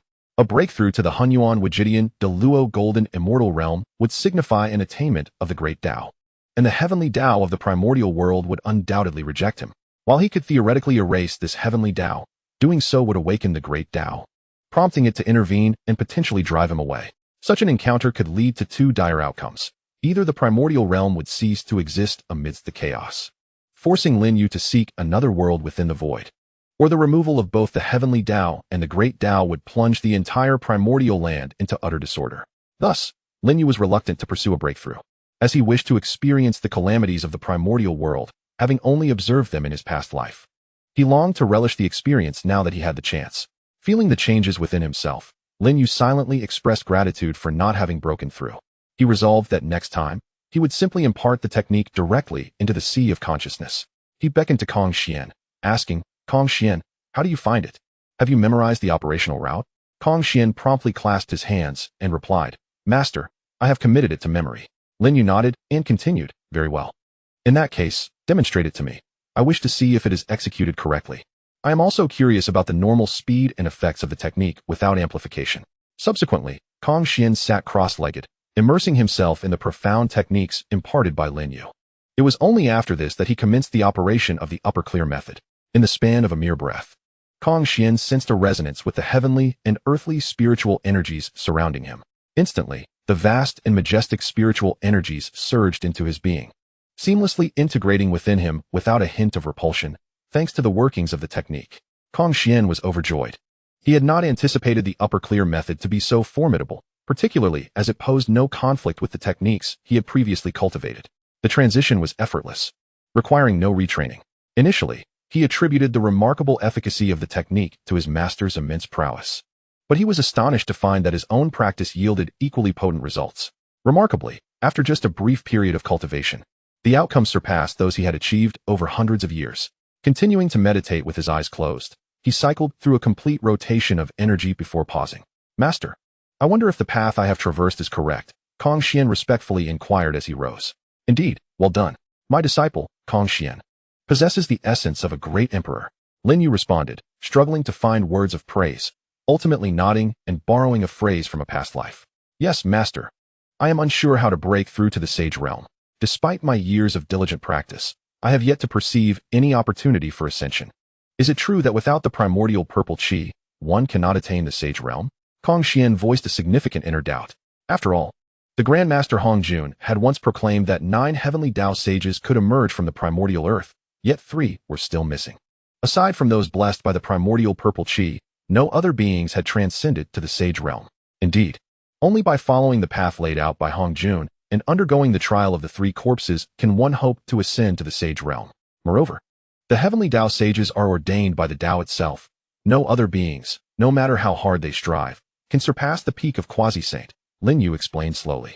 Does that mean everyone is destined to remain at the peak of quasi-saint, unable to break through and trapped in this realm? Kong Xian exclaimed, astonished to discover that the teachings of Hongjun might lead to a dead end. Chapter 28. Kong Xian breaks through to the Hunyuan Taiyuo Golden Immortal indeed. There are only 9 who can transcend to the sage realm. The 3 purities, as descendants of the Panga deity, possess the merits of creation. Nuwa has the merit of creation of humanity, and the human race, as the future protagonists of the Heavenly Dao, occupies one position. The others, such as Kunni and Jieyin, were granted their places due to the disruption of the western veins by Luo Ho. Lin Yu continued, revealing the stark reality. There will be no further opportunities to break through to the Heavenly Dao sage. The revival of humanity may yield 9 human sages, and the earthly realm, once subdued by the Earth Book, will also produce 9 earthly sages. Other means of transcendence can only be achieved through forceful proof of the Dao, or through the understanding of laws and merits. Lin Yu elaborated, acknowledging the harsh truth that Hongjun, in his efforts to suppress the primordial realm, resorted to any means necessary, including the doctrine of the 3 corpses, to prevent gifted beings from surpassing him. Now it is clear why, through the past several calamities, all the mighty beings have remained at the peak of quasi-saint with no one breaking through to sage, Kong Xian realized. Kong Xian suddenly realized and spoke. Beyond the path of the sages lies the path of the primordial chaos. The primordial golden immortal is akin to a quasi-saint, while the primordial great Luo golden immortal corresponds to the realm of the sage, and the primordial Taiji great Luo golden immortal equates to the celestial realm. The path of the sage can only be confined within the Honghuang world, maintaining its operation, whereas the path of primordial chaos allows one to traverse the myriad worlds and the highest realms without encountering bottlenecks in cultivation. As long as one comprehends the laws adequately, breakthroughs are attainable. Lin Yu continued, eager to discern which path Kong Xian would choose. Should he opt for the sage's route, Lin Yu would arrange for him to become a human sage or an earth sage. Conversely, choosing the primordial path would require Kong Xian to abandon his quasi-saint cultivation and start anew as a great Luo golden immortal. Master, I have reached the quasi-saint realm, but I am uncertain how to achieve primordial chaos, Kong Xian admitted, naturally inclined towards the primordial path. After all, a Honghuang sage must adhere to the confines of the Honghuang world, whereas the primordial path offers freedom and the potential to ascend to even higher realms, thereby catching up with his master. Therefore, he inquired of Lin Yu, You must forsake your quasi-saint cultivation and engage with the laws from the great Luo golden immortal stage. You already possess the five-colored divine light as your innate ability, making the cultivation of the five elements laws more suitable for you. Lin Yu expressed his satisfaction upon seeing Concealing choose the primordial path.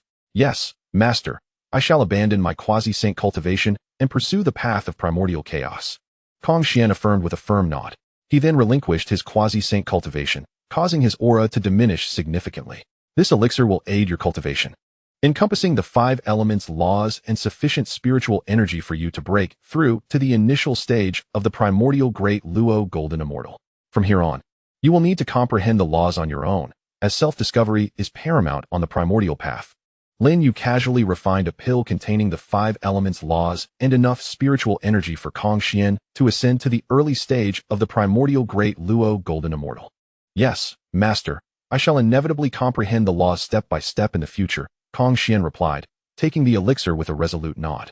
Having made numerous adversaries in the Hongwang, he relied solely on his quasi-saint cultivation and the innate five-colored divine light. Now that he had fallen to the pinnacle of the great Luo golden immortal, he felt the urgency to break through to the primordial great Luo golden immortal to avoid impending troubles. Concealing did not wish to remain under his master's protection indefinitely. He yearned for a swift breakthrough. He consumed the elixir before Lin Yu, preparing for the elevation of his realm, knowing that his master could assist him during this time. Should he return and consume it alone, the ensuing breakthrough would likely attract the attention of the Heavenly Dao and the Heavenly Dao saints. Lin Yu discerned Concealing's apprehensions but found them inconsequential, as he intended to observe his disciple's breakthrough closely. After all, the extraordinary phenomena accompanying his own breakthrough were still vivid in his memory. Fortunately, the system had aided him in concealing himself, preventing the Heavenly Dao from noticing. The eyes of the Heavenly Dao could only seethe in impotent rage.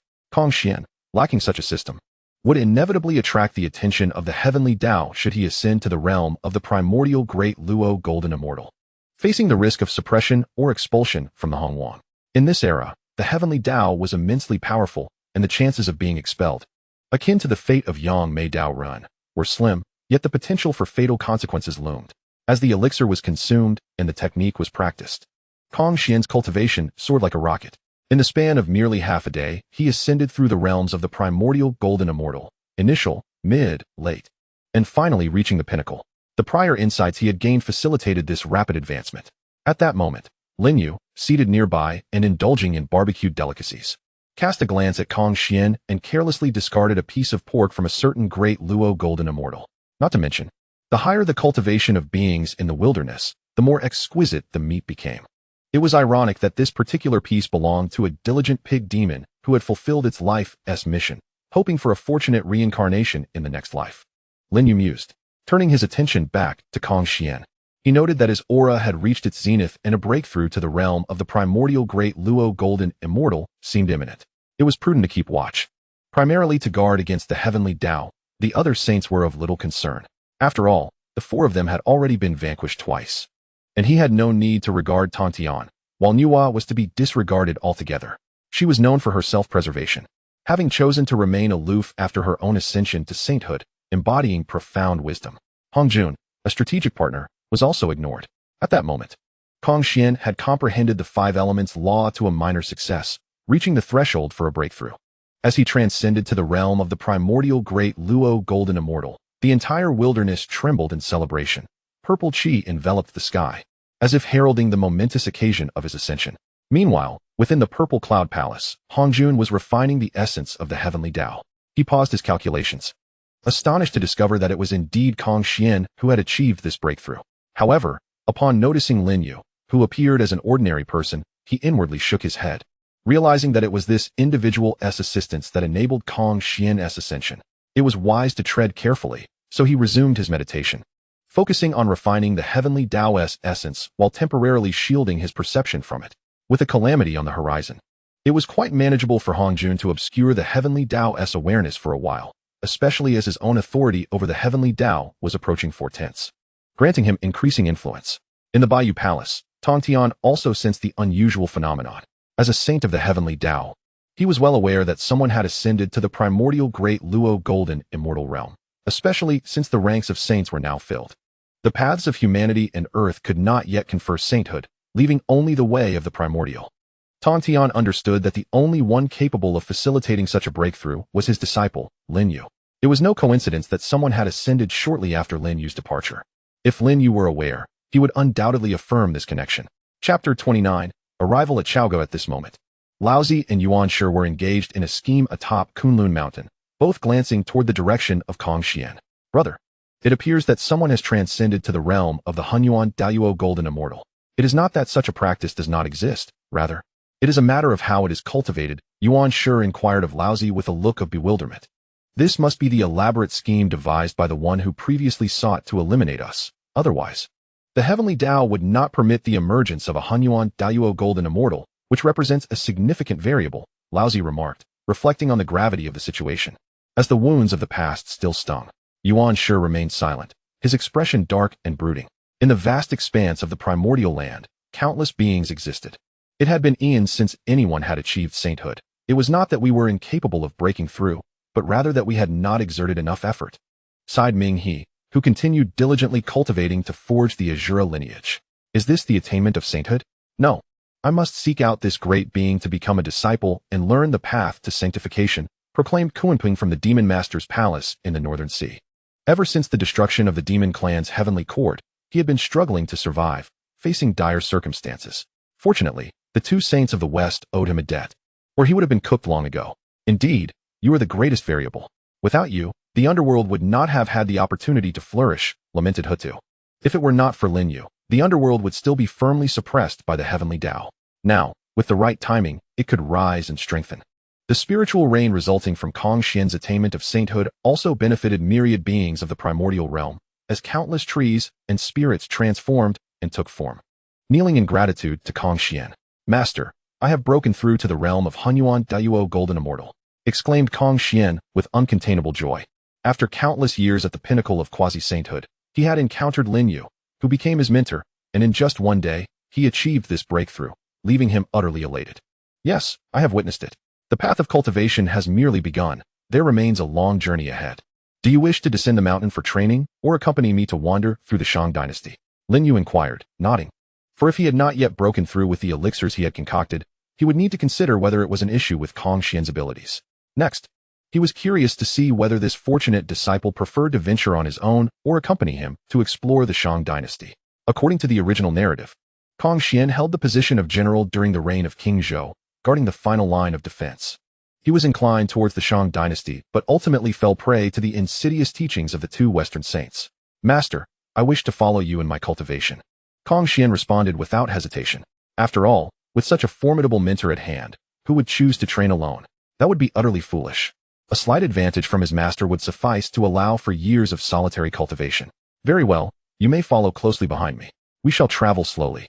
And you can take the time to solidify your cultivation and comprehend the principles, so as not to delay your progress, Lin Yu stated with a calm demeanor. Concealing promptly agreed. In the timeless expanse of the primordial realm, on the eve of the impending calamity of the Fengshen, Lin Yu and Concealing leisurely made their way to the capital of the Shang dynasty, Chaoge. Lin Yu and Concealing disguised themselves as ordinary individuals, with Lin Yu adorned in resplendent attire, while Concealing assumed the role of a bodyguard behind him. Should any cultivator discover this, it would undoubtedly elicit shock. After all, a figure of the mixed Yuan Dayuo Golden Immortal realm serving as a mere bodyguard, their jaws would surely drop. However, if they were to learn of Lin Yu's formidable prowess, they might dismiss it as inconsequential. As Lin Yu meandered through the bustling streets of Chaoge, he savored the essence of mortal life. After an extended period, during which he had intermittently eaten and slept, he yearned for the simplicity of daily meals. The aroma of steamed buns wafting from a nearby stall was irresistibly enticing. Thus, Lin Yu stepped forward to the vendor and inquired, "My good fellow, I shall have 6 buns to enjoy here." Subsequently, he took a seat at a table with Concealing. "Certainly, esteemed guest, I shall bring them forth immediately," replied the humble vendor, his head raised in eagerness. Lin Yu, noticing the delectable appearance of the buns, decided to indulge further, as they seemed far larger than the meager offerings of the future. Soon, the vendor delivered the buns, busying himself with other tasks. "Concealing, would you care for some? If so, feel free to request," Lin Yu said, then focused solely on his meal, for the tantalizing aroma had awakened his appetite. Concealing, perplexed, wondered, how can my master, with such elevated cultivation, still be so enamored by mundane food? While he could understand the fascination of other cultivated beings, he questioned the unique appeal of earthly sustenance. Afterward, he called for the vendor to bring him 2 buns to sample. However, they did not possess the extraordinary qualities he had anticipated. They merely satisfied his cravings, offering no benefit to his cultivation. Nearby, a burly man lamented to his companion, "I, Zhang Guifeng, possess unique abilities, yet here I am, assigned to guard at the desolate Qinglong Pass, a place devoid of battles." His fellow soldier echoed his sentiments. "Indeed, surrounded by lords with no business of ours, we might as well be retired. Enough of this. As a commander, one must obey orders. Let us finish our meal and be on our way," Zhang Guifeng declared. Lin Yu, overhearing the name Zhang Guifeng, mused inwardly. Is that not the renowned figure who led the campaign against the West Qi? He has made a significant mark in the annals of the Fengshen. It seemed he had learned some extraordinary techniques from a disciple of the Jiejiao, particularly a soul-drinking sorcery that allowed one to unseat local commanders merely by knowing their names. In an era where warriors exchanged names before combat, such an ability was nothing short of a flaw in the system. What a sight it would be, a horseman thundering towards one, only to be felled by a single utterance. Who would not be bewildered? Moreover, Zhang Guifeng's prowess was renowned among mortals, having reached the pinnacle of human capability. His overall strength nearly unmatched. Ultimately, after being cornered by dozens of generals, including cultivators, and seeing no hope for victory, he chose to end his own life, a testament to his honor as a man. In the end, the list of deities was completed, culminating in the appointment of the unfortunate star as a divine entity. Nevertheless, for mortals, being inscribed on the list of deities could be considered a fortunate event, as it allowed a mere mortal to ascend to divinity. Within this context of elevation, it could be said that if one could conquer, one would. If not, at the very least, a divine position awaited. Lin Yu's mind swiftly conjured the life story of Zhang Guifeng, which he recalled with some familiarity. However, having finished his meal, Lin Yu prepared to depart. As he rose, Concealing also stood and followed closely behind. "Sir, you haven't settled the bill yet," a nearby waiter hastily interjected. "Settle the bill?" Lin Yu was taken aback, only then realizing he possessed no currency from the Shang dynasty. He turned his gaze towards Concealing. Concealing, noticing Lin Yu's look, shook his head. Having spent the past few centuries in Lin Yu's company, he had no money to speak of. Moreover, he had never required currency, as he was always treated with utmost respect wherever he went. Feeling somewhat embarrassed, Lin Yu reflected on the peculiar situation. After all, who among cultivators carried currency? "Master, shall I conjure some?" Concealing suggested. "Conjure what? No need for that. Let it be as it is," Lin Yu replied with a hint of irritation. He understood that continuously manifesting Shang dynasty currency would inevitably lead to devaluation and inflation, a grave transgression he, as a member of the human race, could not abide. We didn't bring any money today. Might I return home to retrieve some, and then come back to settle the bill?" Lin Yu inquired cautiously. "Sir, I'm merely an employee here, and besides, it's just a paltry sum, only 8 won. The garments you wear are worth far more than that," the waiter replied, his expression tinged with embarrassment. After all, he was not the owner. If he failed to collect payment, he would surely be held accountable. At that moment, the nearby figure of the robust Zhang Guifeng caught wind of the unfolding situation. It's merely 8 won. Allow me to cover these 2 young fellows. Don't make it difficult for them. Who isn't left home without money at some point?" Zhang Guifeng boisterously declared, tossing the 8 won onto Lin Yu and Concealing's table with a flourish. Thank you, esteemed sir. I assure you, I'm not trying to cause trouble. I'm just doing my job," the waiter said, his face brightening as he pocketed the money, expressing his gratitude to Zhang Guifeng. "Thank you, kind sir. We merely forgot our money, and we will certainly repay you shortly." Lin Yu expressed his gratitude to Zhang Guifeng, feeling the awkwardness of dining without settling the bill, a situation that would be uncomfortable for anyone unless one intended to leave without paying. This reflected Lin Yu's principles. He believed in owing nothing to others. Despite possessing unmatched strength, Lin Yu still appreciated the genuine warmth of human interactions. No need. It's but a trifling sum. I see a connection between us, so consider it my treat." Zhang Guifeng waved his hand, noting that he would soon be heading to Qinglong Pass, and the money would not be of significant consequence. While you refuse to accept payment, I, Lin Yu, will not be in your debt," Lin Yu replied, a smile lighting his face. Lin Yu chuckled, surprised that the burly man clad in silver robes was so formidable. However, he would not neglect Zhang Guifeng. He decided to enhance the minor spell of soul drinking for him. There was no need for him to know its name. Anything he beheld could cause his opponent to falter and become dazed for 10 seconds. This spell could also induce a stupor without a horse. Furthermore, He produced a pill capable of directly elevating Zhang Guifang to the golden immortal level. For Lin Yu, this was trivial. Yet for ordinary mortals or cultivators beneath the golden immortal rank, it was an extraordinary opportunity. No, haha, I was just momentarily lost in thought. You two brothers need not bother with a rough fellow like me, Zhang Guifang said, but he soon felt a wave of dizziness wash over him. He realized that his spell had been significantly enhanced, and he understood the intricacies involved. You can take this elixir when you have the time. It will be of great assistance to you, Lin Yu remarked, unaffected by Zhang Guifang's considerations, as he felt obliged to bestow his gift. After consuming the pill, Zhang Guifang's cultivation reached the golden immortal level, enabling him to stand against Yang Jian, though defeating him was unlikely. With the augmented spells for self-preservation, he would be able to protect himself, especially since he lacked the cultivation methods and divine powers of his own.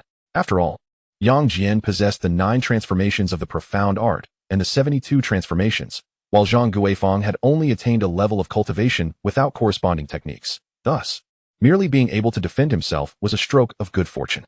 Subsequently, Lin Yu vanished with Kong Xian from the bun shop, leaving behind a floating elixir before Zhang Guifang. A celestial being.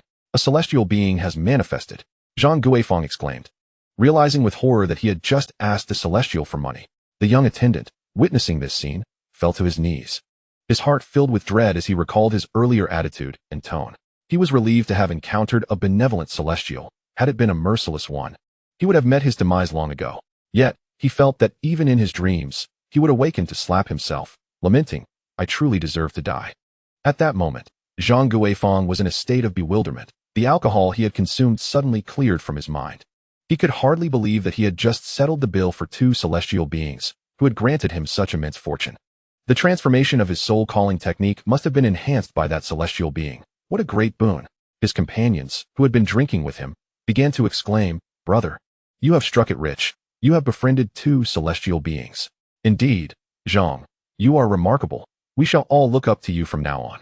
In an instant, the spittle of several burly men splattered across Zhang Guifang's face, snapping him back to reality. "I never imagined I, Zhang Guifang, would have such good fortune. I merely intended to help settle the bill, yet I have aided 2 celestial beings and received such a grand blessing," he murmured to himself. He then bowed in gratitude toward the spot where Lin Yu and Kong Xian had vanished. Meanwhile, Lin Yu and Kong Xian had already arrived above the palace of the Shang dynasty, oblivious to Zhang Guifang and his companions' reactions. Even if they had known, it would have made no difference. As Lin Yu appeared above King Zhou's palace, the 3 sovereigns and 5 emperors were also present. It was only upon seeing several of them gathered that Lin Yu decided to come here. Otherwise, he would have had to send a notification, which would not align with his laid-back nature. "I pay my respects to the esteemed ancestors," Lin Yu said, clasping his hands together. "No need for such formalities. We are all cultivators, and merit determines the teacher. Perhaps we should address you as senior," Fushi hastily interjected upon noticing Lin Yu's arrival. "Indeed. We are merely those who were born a little earlier than you. It is only fitting that we refer to you as senior," Huang Di added promptly. "Yes, senior. Had it not been for your assistance, we would still be trapped within the fire cloud cave," remarked Shinong and others in agreement. "Were it not for your presence, our human race would have long become mere tools for the saints and the heavenly path. We might not have even survived. It is better for us to simply address each other by our names. Otherwise, the endless formalities would become quite bothersome. This is the limit I can accept," Lin Yu quickly stated, expressing his discomfort at being addressed as senior by the 3 sovereigns and 5 emperors. After all, the remarkable culture of the Chinese nation must not be forgotten. However, seeing the 3 sovereigns and 5 emperors in such a fluster, he could only acquiesce to this arrangement of mutual address. "Since it must be so, then let it be," Swearin said. "Agreed." The others, including Fushi, Shinong, Huang Di, Yuanshi, Daiku, Yao, and Shun, echoed in unison.